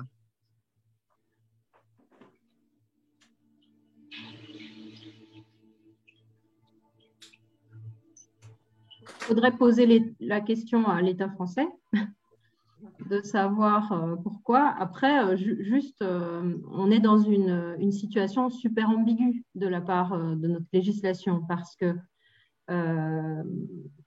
la prostitution n'est pas interdite, mais l'achat de services sexuels est interdit. Donc, on a des personnes qui ne sont pas vraiment dans l'illégalité à partir du moment où elles se prostituent, mais qui rencontrent des personnes qui sont dans l'illégalité parce qu'ils leur achètent des faveurs sexuelles. Et à savoir quand même que les travailleuses du sexe doivent payer des impôts. Donc avec un boulot qu'elles doivent déclarer sur une feuille d'impôt en utilisant un terme type service à la personne ou ce genre de truc. Et elles doivent le faire parce qu'on a des cas de personnes qui ont acheté, par exemple, un logement, un appartement ou une maison grâce à l'argent qu'elles avaient économisé et qui se sont fait aligner par le fisc après. Donc, Donc voilà, la situation, elle est quand même très, très ambiguë et je suis assez d'accord avec le fait qu'il faudrait éclaircir un peu tout ça, à la fois pour les personnes qui sont concernées et à la fois pour les travailleurs sociaux qui bossent avec elles, parce que nous, ça nous complique grandement notre boulot. Je peux dire quelque chose, du coup, en lien avec ce que vous disiez. En fait, je ne suis pas sûr que ça en prenne le chemin, en fait, parce que c'est vrai que tout à l'heure, quand le cadre légal a été présenté, qu'il a été dit que la France était dans un cadre abolitionniste, effectivement, mais du coup, on peut entendre abolitionnisme, j'allais dire, de différentes manières. Et c'est vrai que pendant très longtemps, finalement, abolitionnisme, ça voulait dire abolition de la réglementation. Initialement, ça veut dire ça, abolition. Ce n'est pas abolition de la prostitution, c'est abolition de la réglementation. Là, or, il me semble que depuis les dernières inflexions légales, ce que vous disiez d'ailleurs, l'État a mordu sur ce terrain-là. C'est-à-dire qu'effectivement, à la fois les personnes prostituées, à la fois les clients, il y a un régime de pression qui se met en place, si vous voulez, qui effectivement insère la pratique prostitutionnelle dans un étau qui la rend effectivement extrêmement anxiogène pour les personnes, extrêmement discriminée socialement, et du coup, qui génère une violence très importante. Et du coup, ça me fait revenir, il y a des questions qui ont été posées tout à l'heure et j'ai envie d'en poser d'autres. Tout à l'heure, une personne est intervenue pour dire que, en fait, elle avait, donc elle recevait une maman qui se prostitue via Internet. La situation qui a été évoquée tout à l'heure au sujet de laquelle on s'est demandé. Et ça me renvoyait, moi, à une question d'éduc que j'avais, mais alors, il y a très longtemps, du coup. C'est, en fait, à quoi ça tient qu'à un moment donné, un travailleur social, c'est ni pour le créditer, ni pour discréditer, ni pour créditer l'orientation. C'est pour poser la question, à quoi ça tient, quand il s'agit de prostitution, notamment, qu'on se tourne vers des services spécialisés alors que la personne nous en parle à nous? Vous voyez, quelqu'un vient me parler à moi de prostitution et à un moment donné, je me tourne vers des spécialistes de l'écoute de cette particularité-là, de cet enjeu-là. Ça m'a toujours questionné, en fait, à moi. C'est des choses que j'ai pu faire. J'ai pu recevoir des personnes dans ces conditions-là, mais ça m'a toujours questionné. À quoi ça tient qu'à un moment donné, on oriente quelqu'un vers un service spécialisé? Pour moi, c'est une question qu'on doit pouvoir se poser. Voilà. Parce que, si vous voulez, moi, par expérience, j'ai pu, à un moment donné, rencontrer des personnes qui étaient extrêmement déstabilisées par ce déplacement d'adresse. En fait, à partir du moment où tu me parles de ta prostitution, c'est pas avec moi que ça peut se travailler. Alors que je ne vois pas bien ce qui ferait que n'importe quel éducateur spécialisé ne puisse pas accueillir et écouter. Laurent, 2 secondes. Excusez-moi, il y a quelqu'un qui a une musique de fond et le micro branché. Ah, je l'entends. Ça rend difficile l'écoute de la... Est-ce que vous pourriez couper vos micros, s'il vous plaît? Voilà, il y a quelqu'un qui est parti et qui a laissé son micro ouvert. Attends, je vais faire le tour des personnes connectées. J'ai regardé, mais... c'est Claverie. Oui, si vous pouvez. Alors, juste, j'aimerais réagir à ce qui vient d'être dit. Effectivement, quand la parole est déposée à un endroit, pourquoi pas la traiter à l'endroit où la parole est déposée, parce qu'il a été très difficile de reprendre ce dépôt de parole qui n'a même pas été un dépôt de parole, qui a été une surprise en fait pour madame. Et elle était aussi surprise que nous, que monsieur utilise cette arme de la prostitution au tribunal. Donc, elle n'était pas dans une confidence voulue par madame, mais plutôt subie. Et où madame se sent sous un regard aussi assez accusateur, en tout cas qu'elle peut vivre comme une intrusion dans sa vie, dans les choix qu'elle fait, et notamment dans son rôle de maman auprès des enfants. Donc, c'est une situation où il y a beaucoup de professionnels. Effectivement, parfois, on peut dire qu'il y en a trop, mais madame ferme complètement le sujet de son travail à l'heure actuelle avec nos services parce que ça la met en danger, en tout cas dans sa tête, par rapport à sa parentalité et à la poursuite de ce qu'elle peut faire pour s'en sortir et mettre en place des choses qu'elle pense qu'on attend d'elle. Donc, c'est plus compliqué pour nous d'aborder ce sujet avec la multitude de travail qu'on a à faire aussi au niveau du centre d'hébergement. Elle a également une mesure AEMO judiciaire où l'éducatrice pourrait être l'interlocutrice pour parler de ça, mais je pense qu'elle se sent menacée et a des difficultés à vraiment parler de ce qu'elle vit dans cette expérience professionnelle-là, et que si elle trouvait un lieu d'écoute spécialisé justement dans la prostitution où elle irait en ne se sentant pas du tout jugée, en ne se sentant pas du tout en danger par rapport au dépôt de sa parole, elle pourrait plus librement en parler. Voilà, c'était un peu le pourquoi je pensais à une orientation extérieure pour cette famille-là. Parce qu'on peut difficilement avoir toutes les casquettes aussi dans un accompagnement social. Dans cette situation-là en particulier. Merci. Bonjour Amandine, on vous écoute du coup, vous avez une question? Oui, merci. Je pense que ça rejoint un peu la remarque de tout à l'heure sur qu'est-ce que l'État français fait enfin pour protéger les personnes prostituées.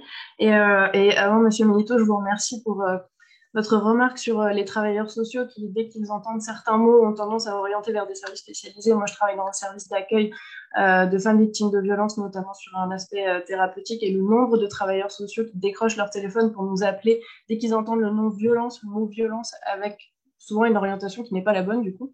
Bon, ma question portait sur le fameux parcours de sortie de la prostitution qui est censé mener, me semble-t-il, à l'acquisition de papiers, de situation régulière sur le territoire français. Et il me semble que ça a été évoqué tout à l'heure, mais très rapidement.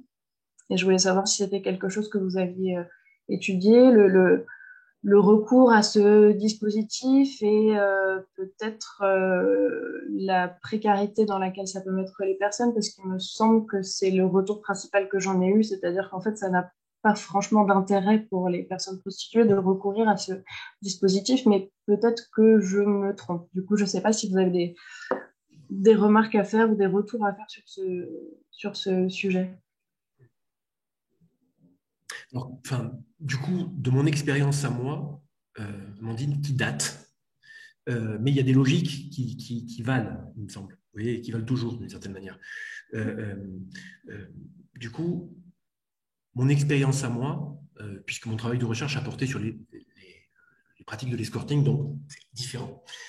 En fait, quand j'étais éducateur spécialisé à la Michael Duny, effectivement, au début des années 2000, nous avons accueilli de nombreuses personnes venant notamment d'Europe centrale et orientale, c'était la majorité des personnes, et en tout cas, ce à quoi on s'est heurté, on regarde comment la législation était construite à l'époque, avec cet enjeu de s'engager dans un parcours de sortie de prostitution pour pouvoir à un moment donné, à l'époque c'était comme ça en tout cas, pour pouvoir à un moment donné obtenir une régularisation. Là aussi, ça mettait les personnes dans une tension, dans une contradiction qui était inextricable. Et du coup, ça a amené un certain nombre d'entre elles à multiplier, à faire se succéder les témoignages qu'elles reconnaissaient elles-mêmes après coup comme erronés. Voilà. Donc, c'est mon expérience, si vous voulez. Voilà. Aujourd'hui, tel que ces enjeux-là sont traités dans les services sociaux, je n'ai pas de recul précis depuis longtemps à ce sujet-là, donc je préfère laisser répondre des collègues. Mais en tout cas, j'allais dire, quand même, il y a en toile de fond pour moi un enjeu qui va au-delà de la prostitution, qui est en lien avec la manière dont on traite la demande de régularisation, dans quoi on la prend en termes de tension en général.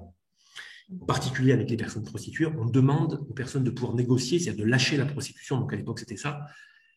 Ça met les personnes dans des tourments. C'est-à-dire c'est un déni, finalement, des logiques dans lesquelles les personnes se sont inscrites avec plus ou moins de marge de manœuvre dans un parcours migratoire pour venir se prostituer à Marseille ou à Nice, c'est ce que je connaissais le mieux. Voilà, donc, voilà. Du coup, voilà. Donc c'était d'une très grande violence.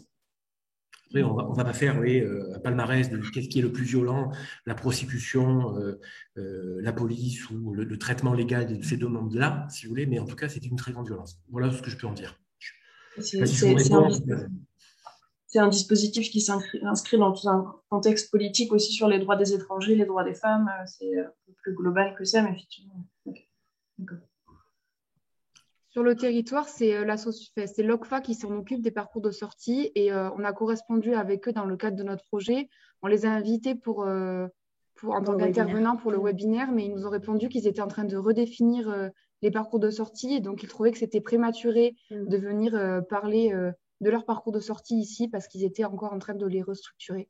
Et peut-être qu'Arlure pourra en parler un peu plus que nous. Oui, juste une chose, parce que tu disais, Amandine, que les personnes ne voyaient pas l'intérêt, c'est ça, parce qu'il y a une allocation qui peut être donnée.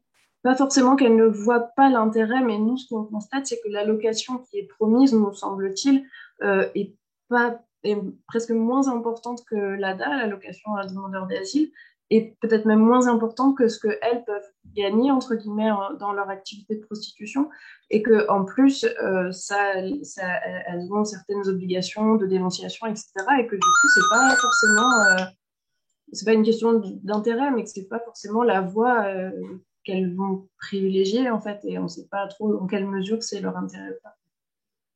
Oui, parce que, alors déjà, ça concerne que les personnes migrantes parce que c'est pas cumulable avec d'autres revenus, donc ça concerne que ce public-là. Après, ça peut être questionnant aussi par rapport au fait que ça passe par la préfecture. Donc, on a des personnes qui sont parfois en situation illégale sur le territoire. Alors, voilà, ça peut être un peu questionnant à ce niveau-là. Et en effet, elles doivent promettre, prouver qu'elles arrêtent leur activité, sauf qu'il faut un certain temps, un certain délai pour que le dossier passe en commission. Donc, on a des personnes qui se retrouvent sans aucun revenu. Et ouais, c'est assez compliqué, oui. Après, c'est dommage pour le coup que l'OCFA ne soit pas là pour pouvoir parler de leurs pratiques par rapport au parcours de sortie.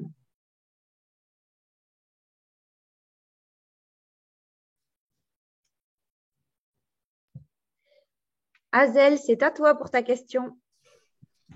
Oui, moi je me questionne en fait, est-ce qu'il y a une autorité, par exemple la CNIL ou un organisme qui s'occupe de la régulation ou de la gestion de la prostitution sur Internet ?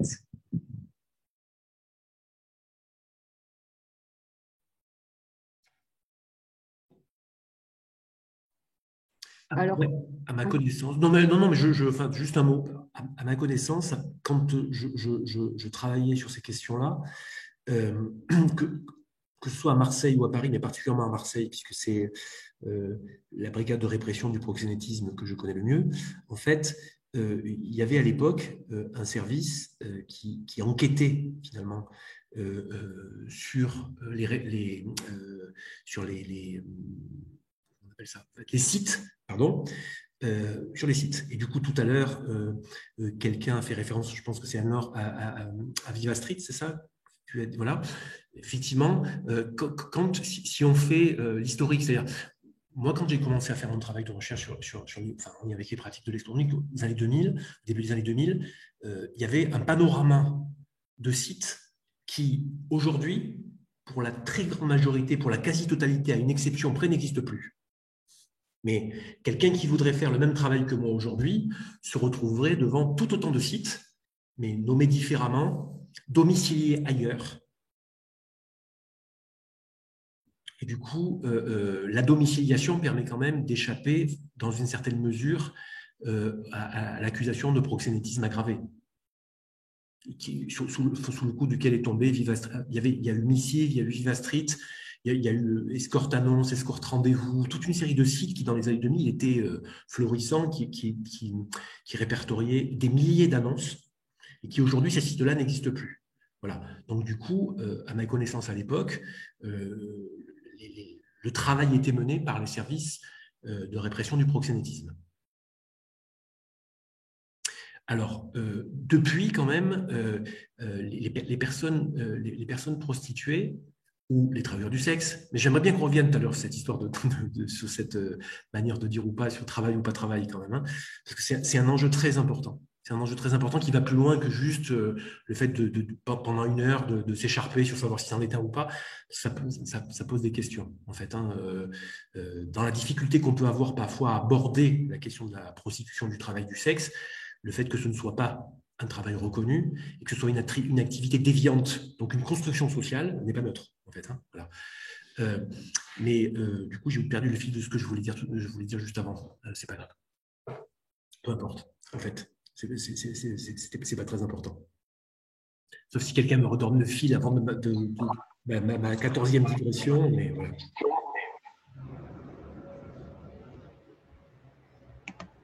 C'était à propos du travail sur Internet, les sites qui avaient été… Oui, qui n'existent plus aujourd'hui et qui, sous cette forme-là, mais qui en ont pris une autre. Oui, ce que je veux dire, c'est ça, c'est qu'en fait, c'était aussi en lien avec la loi, c'est qu'aujourd'hui, si vous allez sur les sites d'escorte, il y a de nombreuses précautions qui ont été prises pour protéger ces sites-là, pour protéger les personnes qui annoncent et pour protéger aussi l'annonceur. Il y a des précautions qui sont prises par notamment les personnes.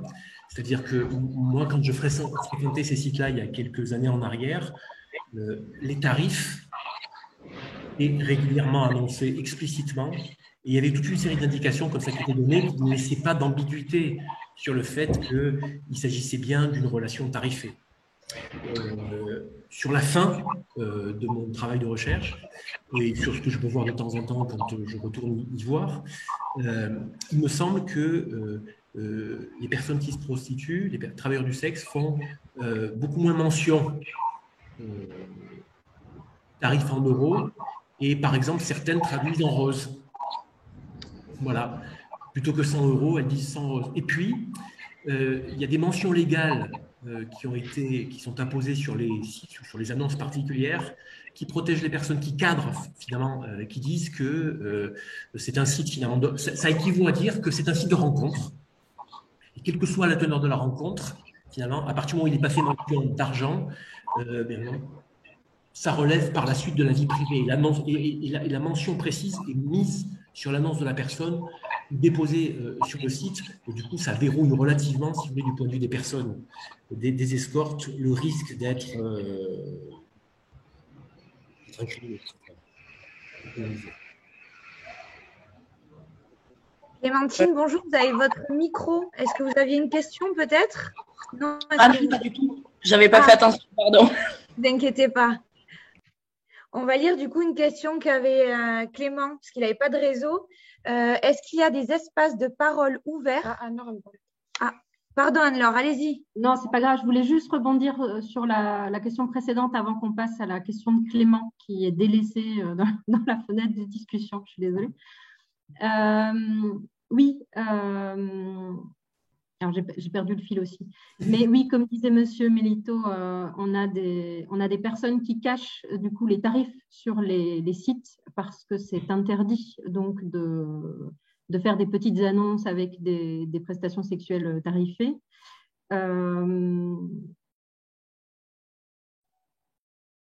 J'ai vraiment perdu le fil. Je voulais dire… Ah oui, si. Il n'y a pas longtemps, on a failli avoir justement un souci avec la loi Avia. Je ne sais pas si vous en avez entendu parler. Donc, c'était une loi qui contrôlait les contenus sur Internet, notamment pour réagir par rapport aux violences, au racisme, etc. Et dans cette loi Avia, il y avait justement été prises en compte ces petites annonces de travailleurs-travailleuses du sexe. Et nous, ça nous a beaucoup inquiétés à ce moment-là parce que on a déjà du mal à trouver les personnes dans la rue. Elles n'y sont plus. Elles sont déjà cachées sur Internet. Et on s'était dit qu'on allait avoir de plus en plus de problèmes pour pouvoir justement les repérer. Alors, heureusement, la loi n'est pas passée parce qu'elle contenait un certain nombre de dysfonctionnements. Mais c'est un peu le risque en fait qu'on peut avoir, c'est ça. C'est qu'une réglementation ne permettent plus de pouvoir accéder aux personnes de cette façon-là, parce que la prostitution, le travail du sexe a vraiment migré sur le réseau Internet. Voilà, c'est tout ce que je voulais rajouter. Allez, Clément, lis ta question. Donc, est-ce qu'il y a des espaces de parole ouverts ou d'accompagnement aux personnes faisant de la cam, de la vente de photos de parties de corps, des personnes vendant leurs services via Grindr, des personnes inscrites sur des réseaux de Sugar Baby? Est-ce que l'accompagnement qui leur est proposé est le même et au même lieu que les TDS qui proposent des relations sexuelles dans la rue ou dans des lieux privés?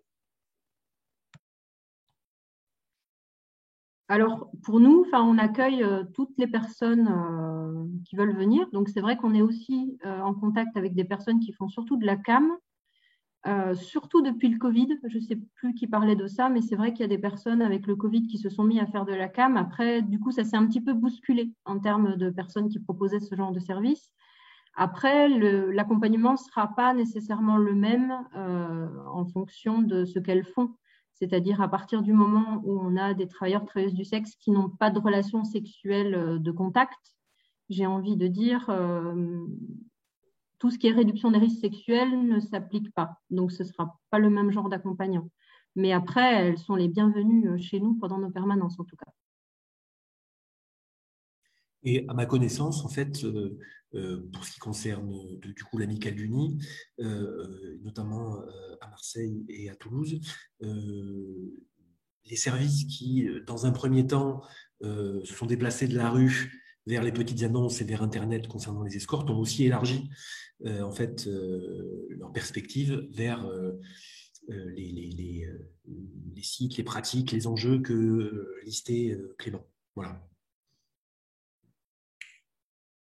Mais dans des approches, effectivement, avec voire des nuances, voire des écarts importants avec, effectivement, la question pour moi, c'est pas finalement est-ce que ça existe ou pas et où. Et après, il y a finalement quelle porte j'ouvre. Et selon l'institution à laquelle je m'adresse, ça revient à mes histoires de discours de tout à l'heure, de référentiel. Elle, c'est l'Amicale du Nid, ce n'est pas la même chose. Voilà, en termes d'accueil, en termes d'écoute. Donc, effectivement, une question est, est-ce qu'il y a la possibilité d'être écouté en lien avec cette problématique-là, cet enjeu, cette pratique que je vis? Une autre est, dans quel cadre? Voilà.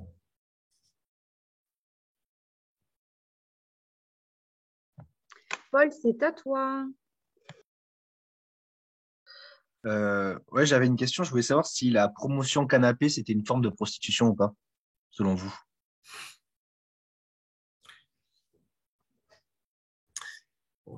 Je peux en dire quelque chose, mais en fait, finalement, là, Paul, vous dites de manière relativement triviale et condensée, on va dire, vous posez une question qui est, j'allais dire, soit une tarte à la crème, soit une question très ancienne concernant les réflexions concernant la prostitution. Vous voyez, et vous prenez tous les...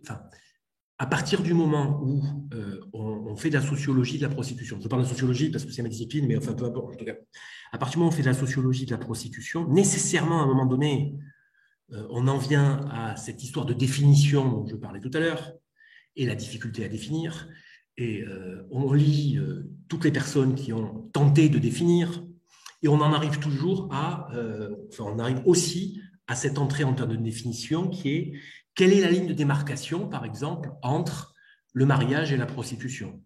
Quelle est la ligne de démarcation entre la promotion via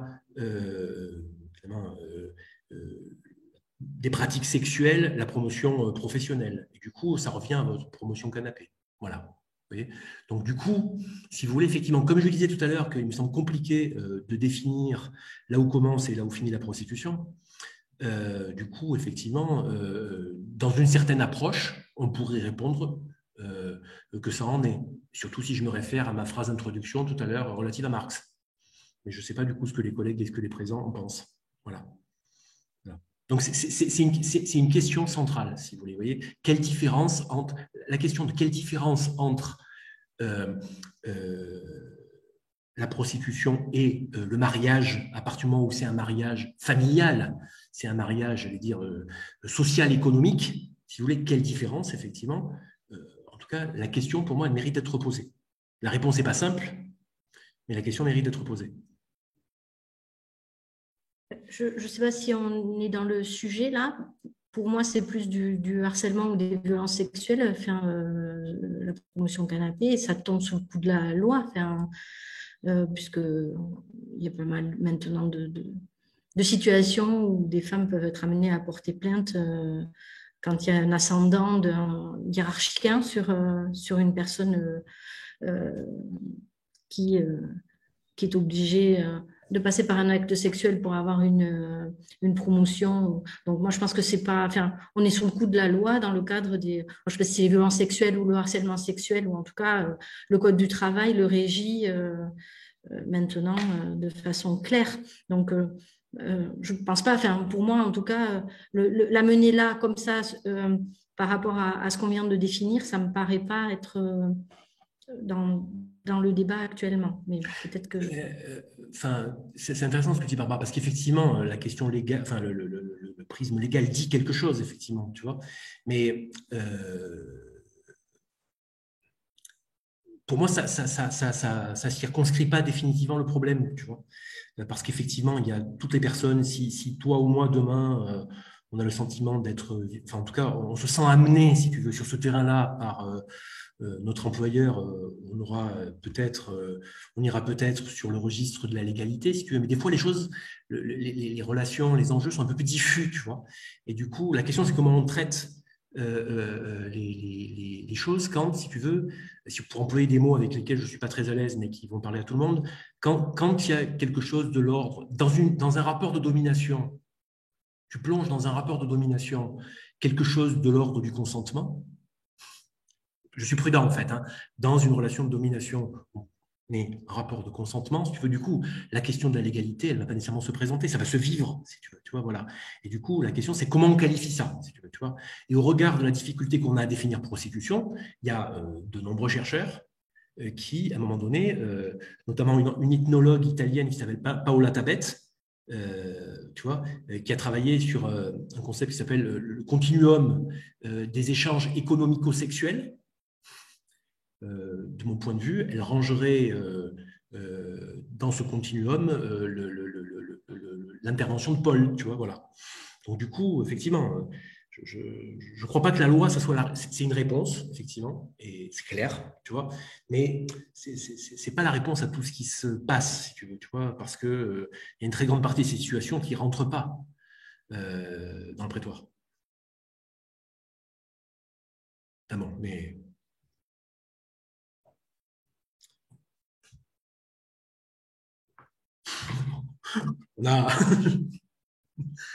J'avais une question pour Anne-Laure. Vous dites que vous envoyez beaucoup de messages pour peu de retours. Mais à partir du moment où vous avez un retour, est-ce que c'est facile pour vous de les faire venir ou ça reste en numérique, le contact? Non, à partir du moment en général où on a un retour, les personnes viennent et elles se déplacent. Une des raisons, c'est qu'elles peuvent avoir accès notamment à du matériel, comme des préservatifs par exemple. Donc on peut les aider là-dessus, on peut leur offrir un accompagnement. Ce qu'on avait remarqué, c'est que les tout premiers mois, donc on envoyait énormément de messages, on avait quelques réponses et en réalité, je pense le plus grand nombre de personnes qui maintenant franchissent les portes de notre local, ça s'est fait par le bouche à oreille. Disons que tout est parti des messages via les sites de rencontres et les petites annonces, mais on a développé le plus gros de notre file active par le bouche à oreille parce que je pense que c'est une question de confiance, c'est-à-dire les personnes qui ne nous connaissent pas du tout n'osent parfois pas venir chez nous, mais si elles ont des bons retours d'autres personnes, elles ont été plus rassurées pour venir. Ouais. Merci. Et du coup, la question qui vient en suivant, c'est peut-être un préjugé, mais moi, dans ma tête, c'était des personnes qui se déplaçaient beaucoup géographiquement. Les personnes que nous, on reçoit, elles bougent beaucoup, oui. Elles bougent un peu en France. Après, ça dépend. Il y a des personnes qui restent, qui s'installent. Il y a des personnes qui habitent Pau et qui viennent nous voir aussi. Mais on a un public... on a un public quand même un peu particulier. Je pense que c'est notre position géographique aussi qui veut ça. Et on a des personnes, je pense, qui se prêtent aussi des appartements et qui bougent un peu dans différentes villes de France et puis qui reviennent ici. Oui, ils bougent pas mal. Merci. Mais du coup, votre question par rapport au fait de bouger, vous la référez à quoi? C'est-à-dire, est-ce que c'est bouger en lien avec l'activité professionnelle? Parce que je vais vous dire pourquoi je pose la question. En fait, parce que quand je me suis, enfin, sur la fin de mon intérêt pour les sites d'escorte et pour les pratiques qui pouvaient avoir lieu, j'ai observé à un moment donné que, enfin, il y avait de sortes de tour opérateurs qui, à une très grande échelle, à une échelle internationale, qui organisaient finalement la circulation des escortes. Alors, ces escortes-là, dans ces réseaux-là, sauf une fois par inadvertance, je n'ai jamais été en contact avec elles, avec cette prostitution en ligne, cet escorting organisé. Mais j'ai observé à un moment donné que certaines escortes locales, donc personnes locales au sens des personnes qui étaient ancrées finalement dans le territoire, avaient adopté à un moment donné des stratégies de développement de leur activité qui, j'allais dire, étaient un peu en miroir de ces tours opérateurs, c'est-à-dire qu'elles s'annonçaient comme en tour. Vous voyez, alors en tour à l'échelle régionale, en tour à l'échelle nationale, et du coup, elles avaient une sorte de planning comme ça qui leur permettait de dire qu'elles étaient tel jour, mettons, à Pau, tel jour à Bayonne, tel jour à Bordeaux, et puis tel jour après à Angoulême, et ainsi de suite. Donc, effectivement, c'est aussi une stratégie commerciale, en fait, hein, le fait de se déplacer chez les escortes, en tout cas. Voilà. C'est une stratégie commerciale, j'allais dire, d'entrepreneurs qui se présentent comme indépendants. Ce n'est pas une question de dépendance, en fait, à un réseau qui serait organisé. En tout cas, moi, pour avoir échangé avec certaines de ces personnes-là, dans leur représentation et sûrement dans la réalité, en fait, hein, se présenter comme en tour, comme se présenter d'ailleurs comme occasionnel, c'était une plus-value dans la manière dont elles s'imaginaient être perçues par les clients. Voilà.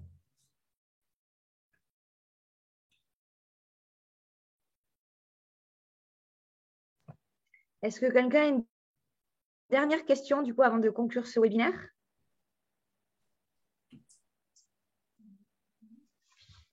Oui, Patricia. Patricia, allez-y. Oui, merci. Donc, moi, j'ai une question pratico-pratique, en fait, parce que en fait, j'ai été invitée, je vous en remercie, sur ce webinaire par le chef de service, Jérémy Pourali, dont Emma, je crois, voilà, avec Emma qui a fait un stage dans un de nos dispositifs. Et en fait, voilà, je ne connaissais pas tellement en fait, l'objet hein, de la conférence. Moi, je m'y suis inscrite parce qu'effectivement, la prostitution, ça fait partie des questions, en tout cas, auxquelles on est confronté, pas au quotidien, mais régulièrement. Et en fait, voilà, je me demandais si dans vos travaux, et qui n'intéressent pas grand monde, voilà, pardon. Et c'est pour ça que j'étais ravie que vous proposiez ça. Donc, je m'interrogeais en fait sur les perspectives en fait, de ce travail. Est-ce que vous avez prévu une opérationnalisation de vos travaux? Est-ce que vous avez… voilà, moi, je suis très pratico-pratique. C'est-à-dire que tout ça, voilà, je pense que c'est effectivement très important d'investir le champ de la réflexion. Mais est-ce que vous imaginez que ce champ de réflexion peut être décliné en opération et en action? Et si oui, quelles sont-elles? Est-ce que vous envisagez voilà, des présences dans la rue? Est-ce que vous avez des idées? Enfin, vous qui êtes des cerveaux frais et dispo, est-ce que voilà, vous avez mis vos matières grises un peu moins altérées que les miennes, en tout cas, au profit voilà, de cette question-là? Et est-ce que vous avez voilà, des idées à nous proposer? Enfin, moi, je pense qu'on a tout à apprendre aussi des jeunes générations et des éducateurs à venir, entre autres. Et voilà, moi, je suis extrêmement friande voilà, des propositions que vous pourriez nous faire, mais sur un champ voilà, opérationnel. Merci. Du coup, ce qui s'est passé quand on a démarré le stage projet, du coup, on a fait un diagnostic et en fait, on s'est rendu compte que sur le territoire, en fait, il n'y a pas du tout les professionnels. C'était un sujet qui était très délicat et il manquait vraiment d'outils. En fait, ils n'avaient pas pour faire un vrai accompagnement, ils n'avaient pas de matière. Du coup, tout le monde nous renvoyait du coup à aide et on s'est dit, il y a vraiment un manque. Et du coup, on s'est dit, mais qu'est-ce qu'on peut mettre en place? Et on s'est dit, bon, on va faire une plaquette qui sera destinée à ces professionnels, aux structures, du coup, suite à ce webinaire, du coup, pour les accompagner lors de cet accompagnement. Parce qu'en fait, notre stage est sur 8 semaines et on s'est dit, qu'est-ce qu'on peut faire niveau timing, du coup, pour aider ces professionnels parce qu'il y a un réel manque d'accompagnement. Je ne sais pas si j'ai plus loin. Aller plus loin. J'ai pas entendu. Je vous invite à aller plus loin. Ah, vous voulez que j'aille Non, je vous invite à aller plus loin dans vos travaux. Oui. Oui, après, je rebondis aussi sur ce qu'a dit Anne-Laure tout à l'heure. Effectivement, faute de temps, le mur, du coup, on l'a laissé que 1 mois. Donc, on peut peut-être continuer cette aventure ensemble et se dire qu'est-ce qu'on fait du mur, même si le stage de projet s'arrête, mais nous, on a quand même envie de continuer un peu cette expérience avec vous. Donc, pourquoi pas mettre des animations autour du mur? Qu'est-ce qu'on pourrait faire pour aller plus loin, quoi. En tout cas, nous, on est preneurs dans le groupe de continuer avec vous s'il y a besoin, quoi. Il y a besoin. Mais nous, en équipe, on est quand même arrivé à la conclusion que donc c'était un outil très intéressant et on compte le garder. C'est-à-dire que on pense que ça pourrait être vraiment chouette donc de le laisser plus longtemps. Comme je le disais tout à l'heure, en fait, notre période a été vraiment courte. Surtout qu'on a un petit peu moins de passages depuis la crise sanitaire. C'est quand même ressenti un peu. Mais, et comme je disais, de le travailler en groupe, ça pourrait être pas mal sur des échanges entre personnes parce que ça génère une énergie particulière. Donc, après, on peut vous recontacter l'année prochaine avec ce qui est ressorti de ça. Mais moi, je pense qu'on a tout intérêt à essayer de le travailler en tout cas. Ça pourrait être très chouette. Puis après, dans notre projet, on a aussi un trou pour l'instant parce qu'on est en partenariat aussi avec l'association OS. Donc, qu'on vous a présenté avec Préjugix. Et donc, pour l'instant, ils ont eu un souci. Du coup, ils n'ont pas pu être présents alors qu'ils devaient être intervenants. Mais on va aussi avoir un retour avec eux et travailler avec eux. Ils vont nous aider à monter la plaquette avec aussi l'association Aide pour qu'elle colle au mieux et qu'elle soit le plus utile aux accompagnants des travailleuses du sexe et des personnes en situation de prostitution.